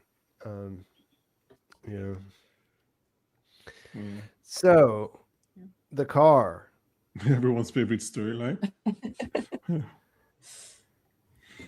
I mean, I'm kind of sympathetic to what you're saying. Like, I like a departure episode. I like don't know what I we're in like the an car episode that for. goes into a different place. I saw someone break this down into the actual time spent, Yeah. and it's not very long. Yeah, it's not. It's what, 7 minutes, maybe? That's what it says. 7 minutes. I think Was it that's actually what the 7? first Yeah, one- like yeah. it's not Interesting, that okay. big a deal. Yeah. And I the first time, like a lot of times when I watch things, you know, the first time I react a certain way, and then because of what I do, I go back and when I went back and watched it the second time, I did really like the way that they kind of, like, there was a pretty big divide between these two characters, and I understand, like, I had this feeling that they're going to come together, but what I was seeing was that I was having a hard time figuring out how that was going to happen, because it didn't seem like inevitable whenever I saw these two people share scenes. And after this car ride, it does feel like they crossed that gap, at least for me. And it's kind of fun to watch it happen, because they aren't necessarily a good match when they first meet each other, I guess. Yeah, and I feel like they've been on different ends of the spectrum throughout that quote unquote dates, if that makes sense. Like, they've had similar goals. It wasn't like a date. It wasn't a date. Yeah. Like, I don't know. I don't know how to put it. I should have written it down properly, but like, they've sometimes had similar goals, but different reasons or different motivations. And this feels like the first time when they're fully on board. There are no secrets. He's actually Googled her and she's giving him more information. And now it's like, okay. And I mean, I think anybody who watches TV knows that, like, they were hinting at the relationship from episodes now. And this is the first time there's actually, or maybe there is something on her side as well. So, yeah. So if this was a bottle episode, that's just, that 40 minutes in the car would have been very long. Like, what are you going to write for? It's like, Well, They were maybe the- combined with like some stuff that came before and like what's going to come after. I was going to say, I just think I need the rest of the season to like step back and fully evaluate, you know, the benefits of sprinkling them in every single episode versus maybe having like chunked some of this out. Like, would you feel, would you almost feel more endeared to the characters if you spent like a full hour with them and some of this material was put into one episode? But I will They say, are probably going to from a do TV, that, right? you think they'll do like a bottle like episode at some point? A flashback episode, a full flashback episode. I mean, I've been feeling like that has to be coming since the start. I mean, because like you said, it's sprinkles, you know, like they're not it's not evenly split between the timelines. So we had one that Last was week mostly one scene. At the end. last week it was mostly all in the silo. So I feel like the opposite is coming. We're gonna have Next one week. that's mostly in the before times. I don't know if it's next week or the one after. It would seem like this was the setup for the next week to be the one, right? I think it has Okay. to at this point. Yeah, no, sorry, Cap. Finish Yeah, go your ahead. thoughts. No, I was just gonna say, like, I think they have to do that, or we're gonna stop caring about these characters. Like, we have to spend more time with them. Maybe Or that we're I'm not just going speaking to first. fully start caring, right? You know what Yeah, I Like, mean, exactly. so this being goes to willing my to start caring. this goes to my question, because I would admit, unfortunately, I'm the person where like me liking it, an actor goes a long way for me for storyline. So like I think objectively I like this storyline mostly because, one, like I told you, Pete, I liked being out of the silo. It was like refreshing to actually like the first time they cut to like streetlights, I was like, whoa, that's not this show. So like I like that, and then also I like the two. I like Jessica Henwick and everything I've seen her in. But I was thinking about this show in context of Yellow Jackets, and no spoilers, but like when Yellow Jacket was at its best, i.e. season 1, like both storylines worked independently of each other. Like you could just enjoy, like the past was telling its own story. But by the nature of this show, and also because we're joining them in season 3 for the first time, it feels like the success of the past is highly dependent on the future, on its impact on the future, or rather on the silo. Because I was just thinking, like, you can't tell your own story. Like, it has to have an impact on the silo. So I was like, this romance between the two characters, what does that mean for Juliette? Everything kind of has to be, what does it mean for Juliette and the silo? That's what I was thinking. I don't know if I'm reading it wrongly, but I was just like, you can't just tell your story in the past, because it'd be one thing if you started in season 1, but we're 3 seasons in, we care more about the silo. So you have to justify your existence, unfortunately. So I don't know, I'm very intrigued as to and it can't just be hey guys, Daniel is the AI. Like, there has to be a point. So I don't know. I like the storyline, but like, I'm just like, what exactly is the end goal here? What's the payoff? Yeah, I feel like a different type of show, because I understand that I have not read the books, but I understand that with the books it was like they're in the silo and then they're in the past for an entire book, right? And then they go back, or somehow the storylines converge. And you know, I do think if maybe this was like a show first type of show versus an adaptation, there might be more like parallels between the characters, like within each episode. I mean, I think that's something that they would do with, like, I haven't watched Yellow Jackets in a while, but like I feel like they would try to do that, right? Where there's, like, you know, more of like a thematic arc for the episode, and a character in the past is like a lot of shows do that have sort of parallel things going on. And so I think that's maybe the problem, is that it just doesn't feel like cohesive. It's just like you kind of want some of the characters to maybe be going through something similar and be able to find more thematic threads, versus I think the past just kind of feels like, here's a storyline. And honestly, I think it's a TV logistics thing. They need to be series regulars, like Ashley Zukerman and Jessica Henwick. Like, so they have to kind of be in every episode, and that's why I feel like it's a lot more sprinkled in. Just and maybe, throw in one episode. Well, honestly, yeah. Like, I think if you didn't have those sort of the realities of, you know, making TV restrictions, they might have done it a little bit differently. So yeah, I think my main thing was just kind of like, how do you, for lack of using an overused term, how do you stick the landing with this flashback storyline? Because like, it's, I don't know how to put it, like, like Better Call Saul, for example, and Breaking Bad, like at a point we kind of lost interest about how Better Call Saul related to Breaking Bad, because just like, you're telling your own story that we care about, and they figured it out in the end. But here, I don't know if I can care about this past storyline if it doesn't have an eventual impact on the silo and what they're struggling with. And right now, I can't see it. I don't. It can't just be for exposition's sake of this is how we got here. Right. So. Yeah, I won't. I can't say anything about any of this stuff. So but I'm just watching you guys. Is it a credible worry or a credible like thread that we're on? You don't have to give answer either way. I don't think that it'll go through. I don't think that you'll have to wait any longer than the runtime of this season to understand the relevance, why they're connected and why it matters. I feel like they will answer that. I don't know for sure. I can't promise it, but based on the way things are moving, I feel like in the next 4 episodes, you'll understand you'll have answers to all the questions that you're asking right now. You won't know everything. I feel like you won't know as much as people did when they finished the second book, because all of that's not here. And that goes to more to like, I think what the part we won't get will be more on the big picture stuff of like how, I mean, obviously like the point is like they're moving towards an ending for the people inside the silo, but there's part of the reasons of how they got in there inform the ending of like what that means, you know what I mean? So that's as vague as I can be, I guess. How many books are there? 3 or 4? 3. Oh, okay. Yeah, There are 3. I feel like I can see the light at the end of the tunnel.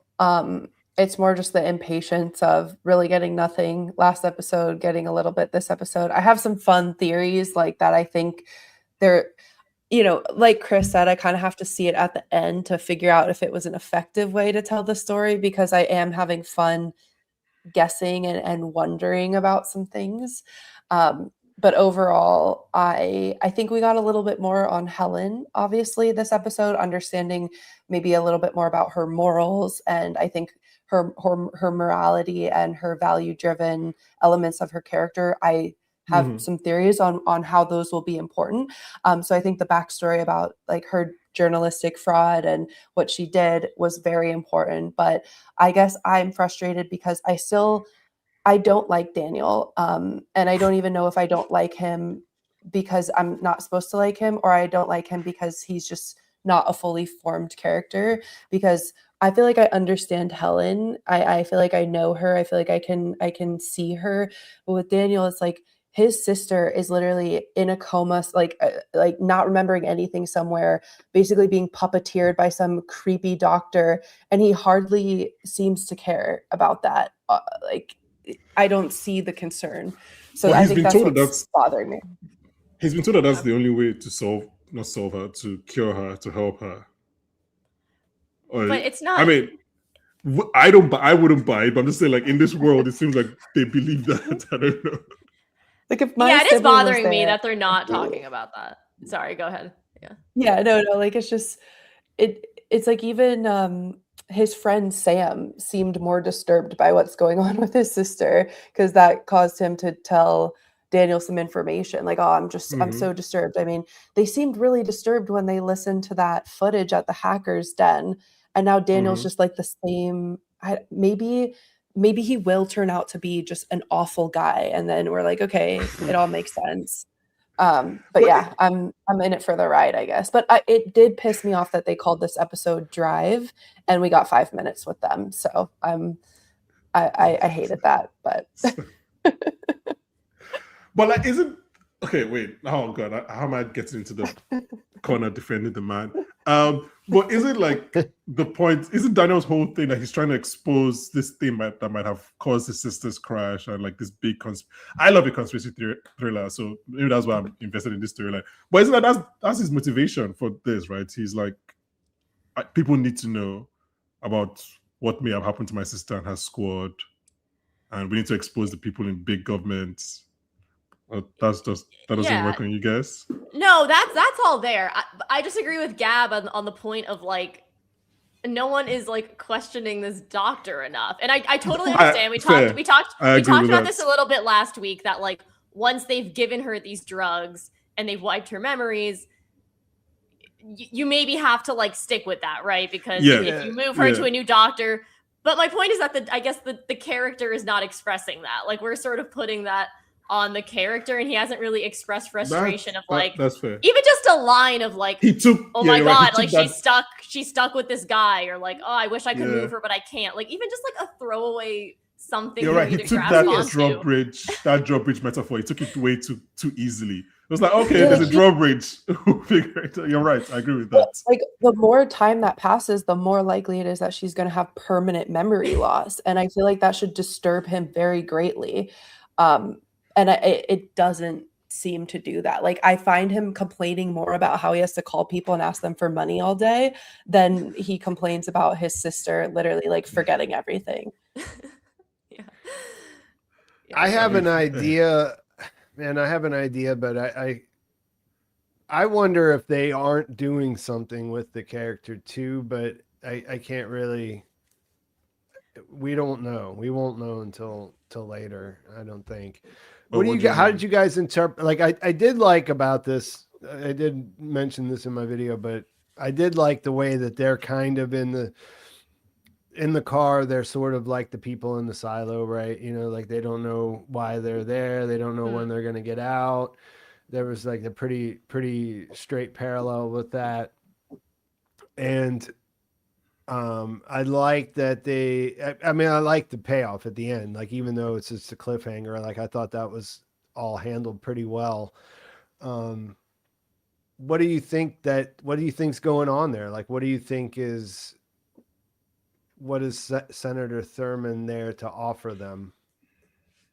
I feel like she's gonna take them to their beta versions of the silo, I feel like it is feeling like Paradise, which of course was a TV show that came out way after these books were written, but it does feel like a similar thing, right? When they recruit, that main character into it and it's already in process. So, I mean, obviously I feel like we've talked about this, but they're going to want to use his digger machine that they used for some project in New Orleans. Georgia. They said that Oh my New Orleans God! New Orleans. This is why. Oh, New Orleans. Okay. Yeah. But they also said that they were using the levees or using tunnels as levees. I don't know. I don't know how that works logistically. But anyway, we do know that he built some machine that does not disturb the soil up top. So I guess the question is like, have they already been using that and they just need his permission or just want to like bring him in to make him feel like he gave permission, or are they going to like actually ask him before they start doing something? Yeah, the name Per Stenson keeps coming up, right? And he's an AI guy we found out at the end of the last episode. Is he an AI guy or an anti-AI guy? He's pro-AI? It said He seems concerned about them hacking, like AI hacks in this episode. Yeah. Yeah, what she said was, I'd have to look at my notes because it was a weird way. The sentence was weird the way that it was written. Because was he the one that told him to make She said he was like the analog? leading guy in AI control, is the way that she said it, something along those lines. So anti-AI, like controlling I meant AI. I meant that I thought that it meant that he was in the AI industry, but also trying to. You know what I mean? Like he's an AI like an guy, advocate for control.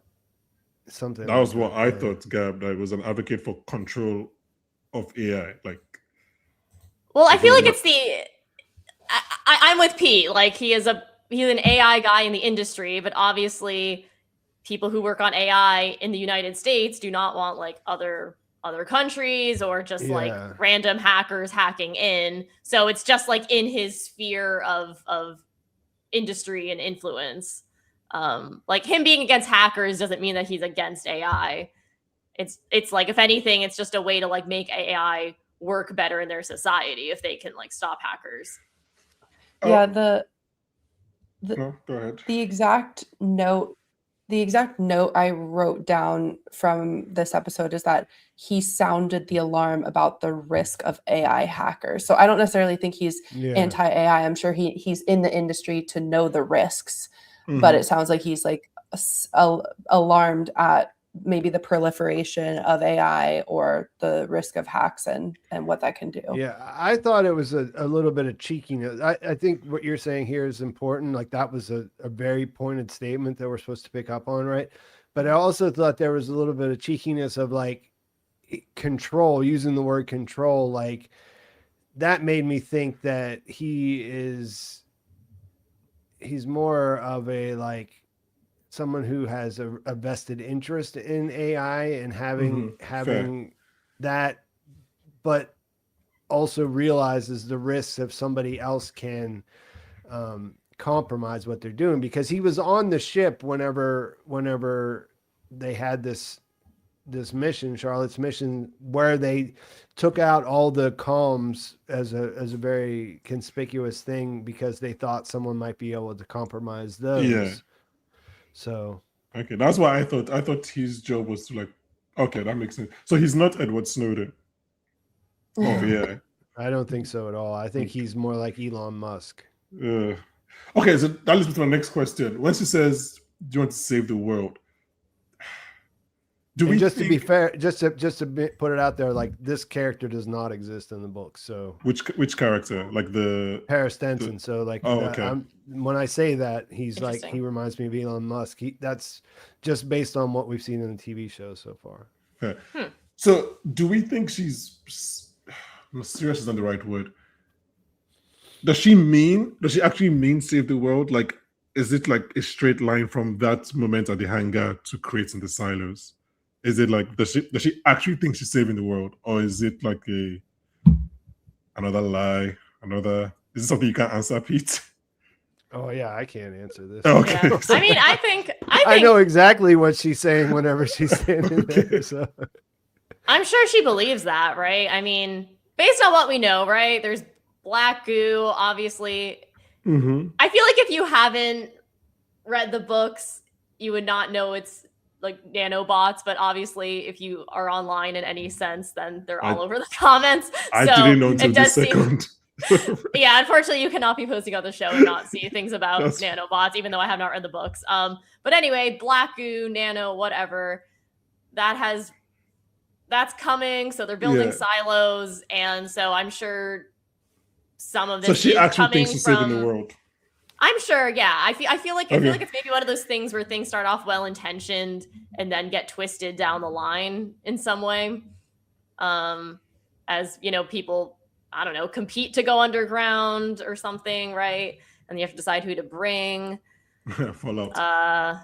Or like I said, I've had theories about this being like a working experiment, but I'm not really quite sure how the experiment part starts to overlap with like pure survival for everyone. So Mhm.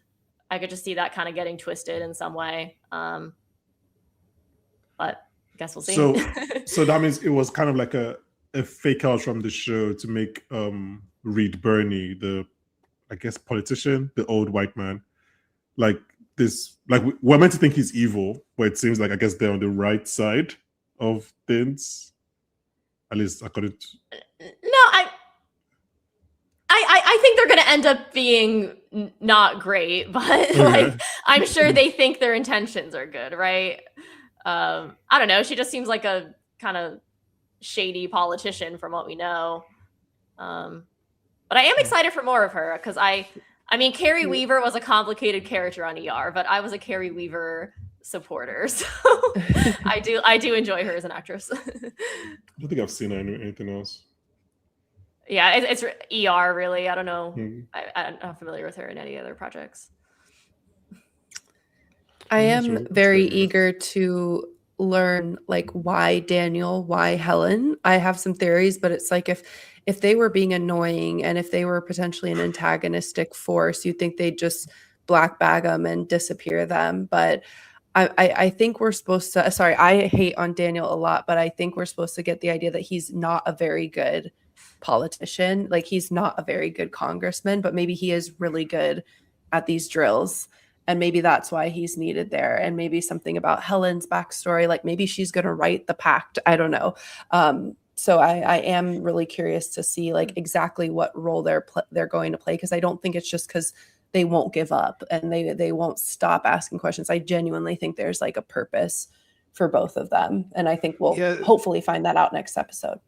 Yeah, I think from what we're saying, I mean, I don't think they sold the idea that they haven't given up yet. Like if that was really what they were going for, like they would have to have really leaned into them feeling threatened and, you know, having like they're kind of feel like they're caught up in something more than they're actually in control of what's happening to them. Like they're not making stuff happen. Stuff is happening to them.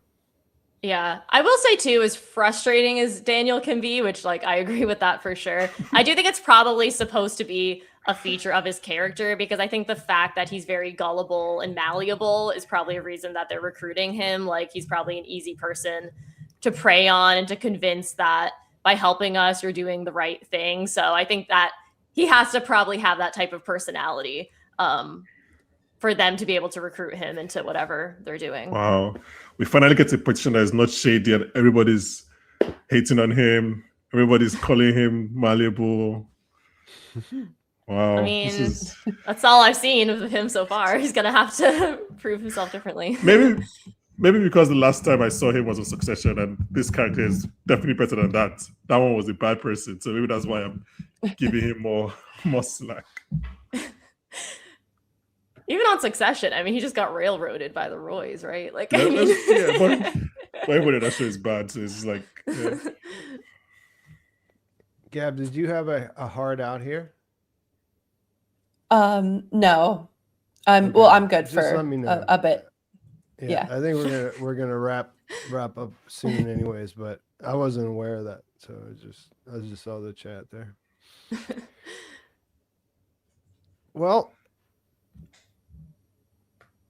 any Do you other have any things? questions?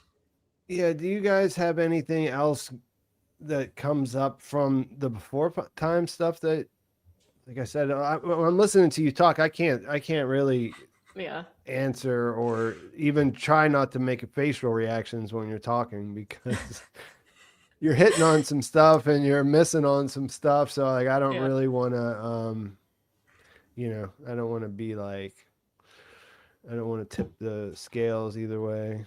hmm I have a theory that they establish Helen's like morality and values. And so I think whatever they get caught up in, Helen is going to defect in some way or sabotage, or she's going to be maybe the first naysayer. And I think that the Pez is becoming such a recurrent motif that Helen might be one of the people who eventually gets the relics into the society because she's a storyteller. We know that relics tell stories and remind people, and especially with the Pez. So whether she's like the founder of the Flame Keepers, that's just like the theory that I'm working with, that she and Daniel, they'll come together, but then they'll ultimately land on opposite sides of this war, if there is a war. Yeah. I definitely think, like, I think they want us to feel invested in their relationship because one of them is going to betray the other. Yeah. I guess my theory would be that he betrays her and then maybe she ends up in the silo and she doesn't know that her memory is going to get wiped, but he puts the Pez in there just in case. I don't know. I'm just writing fic here because I have no idea what's going to happen. But yeah, definitely Trouble in Paradise coming soon. So she wakes up in the silo and finds the Pez dispenser and she goes, "It wasn't a date."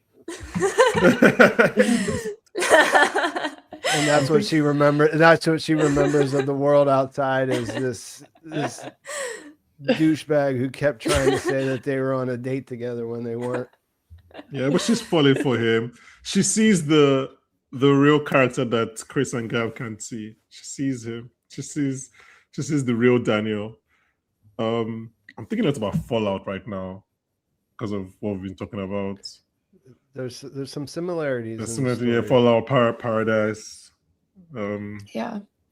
Maybe I should stop watching dystopian shows. It's like, let me ask a question. Are we confident that Kennedy and what's his face make it and bring the kids back and find how to plug? I don't know that, like I said, I don't know that you can bring the kids back. Like, I saw people talking about logistics there. I believe you can put together two suits. Like he told them to send them out at dawn tomorrow, and they have suits and things. So I could see them being able to do that. Would they be able to give them enough gear to take with them somehow that they could be able to bring all the kids back? I'm not sure because it's not their priority. You know, like the algorithm's like they're not coming back anyway. So, I'm not 100%. Honestly, I'm not 100% on whether the kids are actually going to make it back or how that's going to play out. Even if Like, they're I feel still like there's a chance that if Kennedy and Lucas do make it, I don't think they're going to die really. Like, I don't think there's a big payoff to killing off Patrick Kennedy. I think that would be kind of, he's kind of good for. It's more important for him to laughs come right back. now. Like we said, in terms of the outsiders. I feel like there's a chance they could end up getting stuck in 17 themselves. Like if they outsmart the algorithm, then they might end up over there. And that's where the radios might come in then, right? Because Lucas and Kennedy know that they have a radio, so they would just have to figure out how to get a radio in 17. And the whole of season 4 is just Lucas, Kennedy, and Solo. So just season 2 again, but this time with Lucas and Kennedy instead I don't know. I'm just saying, like, I was just thinking that I would be surprised based on what happened in this episode if there's a successful rescue mission where all the people that are in 17 right now end up in 18 anytime soon. Yeah. Yeah. I think they would have to That's- actually start digging, and I don't know if That that's seems more likely to me. possible. Like that. Yeah, that seems more likely that they'd be like, well, we can't, for whatever reason, we're just going to have to dig there. And of course the algorithm is very against that idea. Like they made that pretty clear earlier. Like that's a straight safeguard right away if you try to go to the other silo. This is totally unrelated. I'm so curious about if they were to actually interact with more than one person or a small group of people from another silo. Like if they've all been separated for 350 years, you kind of wonder like the immune system, like how different do humans become when they're isolated? Like I don't think that will ever be a factor in the show, but it's a curious thing to think about. That is a good point. I'm still super surprised that 10,000 people is enough to repopulate. I just feel like everybody's related after a certain period of time. It's Targaryen situation. Targaryen in there. Yeah. But according to the internet, 10,000 you could do it. But do you think that's why they like spread them across different floors? Because it's very. But no, you're right. Eventually, it's still. Everything will still gets mixed up. I think that's part of the implication of the lottery system and stuff. Like they kind of joked about. You mentioned Fallout. They kind of joked about it in Fallout quite a bit. Like that everybody eventually became their cousins. So they even have cousin stuff that they do because they can't actually marry the person or whatever. Such a stupid show. Like, yeah. But I think in the silo, that's the idea that somebody's controlling who can be in sanctioned relationships and who can have children. That's supposed to be a part of it. So, that makes sense. The most ideal version was like, let's not have incest children. But then over years became, let's just not have rebellious children. That's fair. Yeah. Wait, one thing I thought of is the algorithm was like, the minute there is silo to silo contact, we're implementing the safeguard. So I guess why has that not happened? If Juliette's like, I like went over to 17 and I met a whole group of people, I guess they still have control over Juliette in a way. Like she was even willing to go back on the drugs this episode. Well, willing, quote unquote. I don't think it's like, maybe they meant like if multiple people enter the silo. Well, for one thing, I think is that the reason why you could say, based on what we've seen on screen, and would be that there's not a functioning silo going on in 17. There's a couple of kids. Point. There's a couple of kids in there squatting, basically, that don't know anything. I think what that rule is about is that they don't want the silos to. They don't want them to know about each other because then they could. It's the same thing like how they separate the floors, right? They want the people at the top not to think of the people at the bottom as they want to think that they're different, and they want to think of them as like some different remote thing, because that way it's harder to get them to all join forces and turn. Have a common enemy. Have the common enemy of IT. It's sort of like how, politicians in the world do that now. They turn you on your political enemy, like the way you think. They try to make you think that these people over here are your political enemy. That's who you should be paying attention to, so that they can do whatever they want with all, like all the power that they're afforded by their position. Yeah. Or maybe it's about like if you've contaminated the other silo. So like Juliette going over there, it's not a functioning silo. It's just 5 kids. And that's why there's more of a problem with bringing them back. Or if they do bring them back, they have to go on the memory drugs, because like otherwise you're contaminating the population with like knowledge of these other silos and kind of just messing up, I don't know, just messing up their society a little bit. Yeah, I think a general way you could look at it is that the algorithm is what it's most worried about is threats to the system of control. Like when it says we got to kill Judge Meadows, or we got to kill Juliette, it's about them losing control. It's about these ideas spreading and making things difficult to keep. Because I mean, it's a tough sell, like stay in here, never be curious about outside. Like that's just not it's like it's against human nature. Like Mhm. be able to just sit back and live your whole life thinking, well, we don't know why we're here, but it's cool because the algorithm or, the pact or whatever it is, it says that this is the way it's supposed to be. And that's good enough for me. I mean, that's just not the way people work. Right. But Yeah. yeah, and they thought they were the only people left on Earth, right? Everybody else was dead. Yes. Yeah. Now they find out Yeah. there's 50 silos. That's not making them feel very good about their situation either. So I feel like I'm about to wrap up soon. So I'm gonna ask this Yeah. question. It's pretty dark. So Okay. what if they go back to Silo 18? Which one is which? Which is 17? Which is 18? They're in 18. We're in 18. Solo Okay, is we're in in 18. 17. Okay, what if they go to 17 and everyone is dead? Can the show do that? Like either because of, again, Juliet's contamination, or the voice has found a way to kill them before they got there. Like, do you know what I'm trying to say? Like, what if they make it to that silo and like they're just all dead? The kid, Solo. It's like Is that too dark? Solo got mad because they were eating too much of his ice cream and just went off. Going crazy. But is that too dark? I feel like I've sucked the air out of the room. I feel like that would just be a little like anticlimactic almost. Like as in like you spent this whole season trying to get the kids back and then But I we feel like that would didn't, though. only This is the I don't first know, time I feel we're like it hearing would about them. only work if like I just feel like we haven't had Juliette.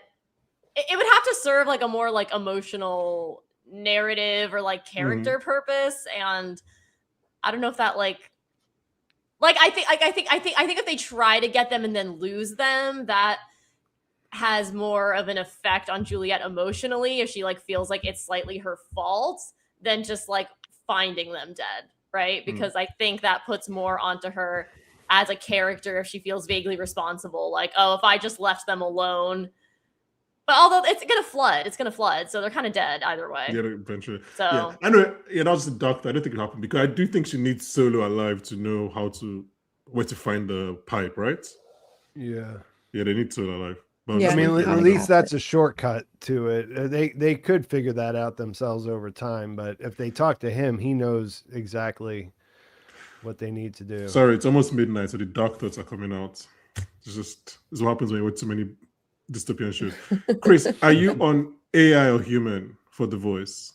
I don't think. oh You yeah, human, just mostly just because we talked about how algorithm is really a thing that's only written in the subtitles and they all just call it the voice, and until I read the subtitles I don't even know if my brain necessarily immediately went there, and so it's kind of a chicken or the egg as to like what even got that idea in my head in the first place. But definitely this week with like the hesitation when she walked in unannounced, that was kind of like my okay, maybe I'm on the right track there. It's so funny that my first thought was AI, and then I had to be convinced about human. I just thought, yeah, AI. It looks like AI. Like yeah, it's got it's the like an little audio, waveform. yeah, thing on audiogram. It's Yeah. presented that way, Yeah. but then when you were just talking now, I was just thinking they really wouldn't even understand those concepts in a way. Like they don't even really like Right. understand like pictures and things. She asked Remember, like something- they had the video. They had the video last time, and that was like complete magic to them. Yeah. Like in the book, Yeah. that's more Yeah. explicit. Like the only pictures they have in the book are their work IDs, and they have like one machine that takes that and it goes in their file or whatever. But otherwise, like part of the reason they freak out whenever they see relics is because they're reproductions of things, which is not something that they really see all the time in their day to day. Yeah. That like I all thi- the memories like that are taken away from them. Yeah, that's actually a great point because we were talking earlier in the stream about would it change Camille or Juliet's attitude if they knew it was an AI versus a human, but I guess they don't even really know what like they just all call it the voice. So I think maybe they Yeah. think it belongs like they're. I know Walker asked, "Is it like a what or Machine. a who?" But she But they're says not. machine, which seems very Yeah. pointed. Like machine Yeah. seems, I don't know, Yeah, like a like pump, she's a asking robot. she's asking the question we have, but her understanding is different. You know what I mean? Mhm. Like she's just sort of like it's just a weird voice that comes out of the wall. You know what I mean? Like how does that work? When we're Yeah. thinking it's either this really advanced artificial intelligence or it's a person or group of people that are pretending to be an AI, maybe, you know what I mean? Like all that stuff is just our interpretation. Like theirs would be completely different. And this was all news to The Voice because I'm guessing they knew that Silo, like solo Silo, was basically wiped out. So like he's probably surprised that there are people still alive. Yeah, we don't really get the you know, like what they think about that. But As you episode would see 7. I thought that this is something that came up in this episode too. It did seem pretty. It seemed like she was right when she said that the algorithm didn't even know that if there were kids over there or not, Hmm. Yeah. which is interesting in a way. You know, you would think like it's weird because they have this system of total control, but then they also have this thing like where they do kind of have to rely on the humans inside the silo to do what they want them to do. Hmm. You know what I mean? Like there's Yeah. like this, there's like a little bit of give and take. And what did you guys think then also? Because whenever her and Juliette are talking, the fob, she says, "Take me somewhere where there's no cameras." Hmm. And then the fob lights up. And Juliette says, "Oh, I guess they are listening." But do you think that was the plan from Camille, or do you think that was something that I thought I was surprised to see Juliet there. So I think he called Camille, not knowing that she was with Juliet. That was my read of it. Because it seemed like, I can't remember what it said, but it seemed like he was surprised that Juliet was there. Oh, I thought that was pointed. I thought it was like, Camille lied to Juliette and was like, "Yeah, we're going to a safe place." And then, Camille's trying to be like, "No, the voice is not interested in you." But then it puts the red light on to be But- like, "No, I Yeah. do in fact want to talk to Yeah, Juliette." let's get her Yeah. up here. That's fair. See, this Yeah, is like him on this call.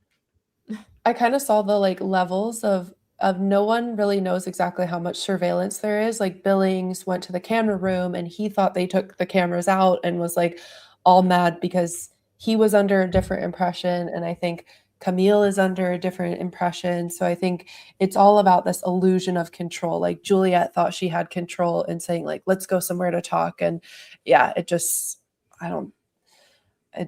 interesting to watch it play out. My man Billings pulling out his gun and waving it around. I really found that to be Yeah. fun because, like we were saying before, he just has to take it so often Poor in guy. every situation. So he's just like, "Yeah, you know what? Today, no, I have a gun. You're gonna show me these. You're gonna show me these videos." Does he have bullets? I believe so. I don't know why he I wouldn't. assume. They definitely do exist. I mean, they were shooting people last season. Yeah. I'm surprised they haven't run out of bullets. Anyway, well. During the previously on Silo mashup, I don't think I saw that. What about the throwback to the Wizard of Oz with Judge Meadows doing Oh. previously? I did not see the previously on either. Yeah. Yeah. Same. Yeah, because I think we all had the screeners. So we didn't. Yeah. Sometimes I don't watch the episode the day of. I didn't watch the live version.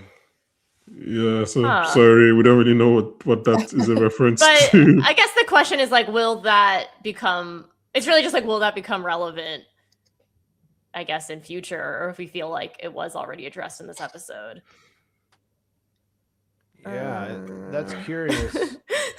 So in this case, the AI being the wizard, and it's really fake, and there's Yeah, that's a human. That's the obvious interpretation, right? Yeah, that's what I'm Yeah, getting, is that that don't there's a look guy behind the don't curtain. look behind the Yeah. curtain. Yeah. Yeah.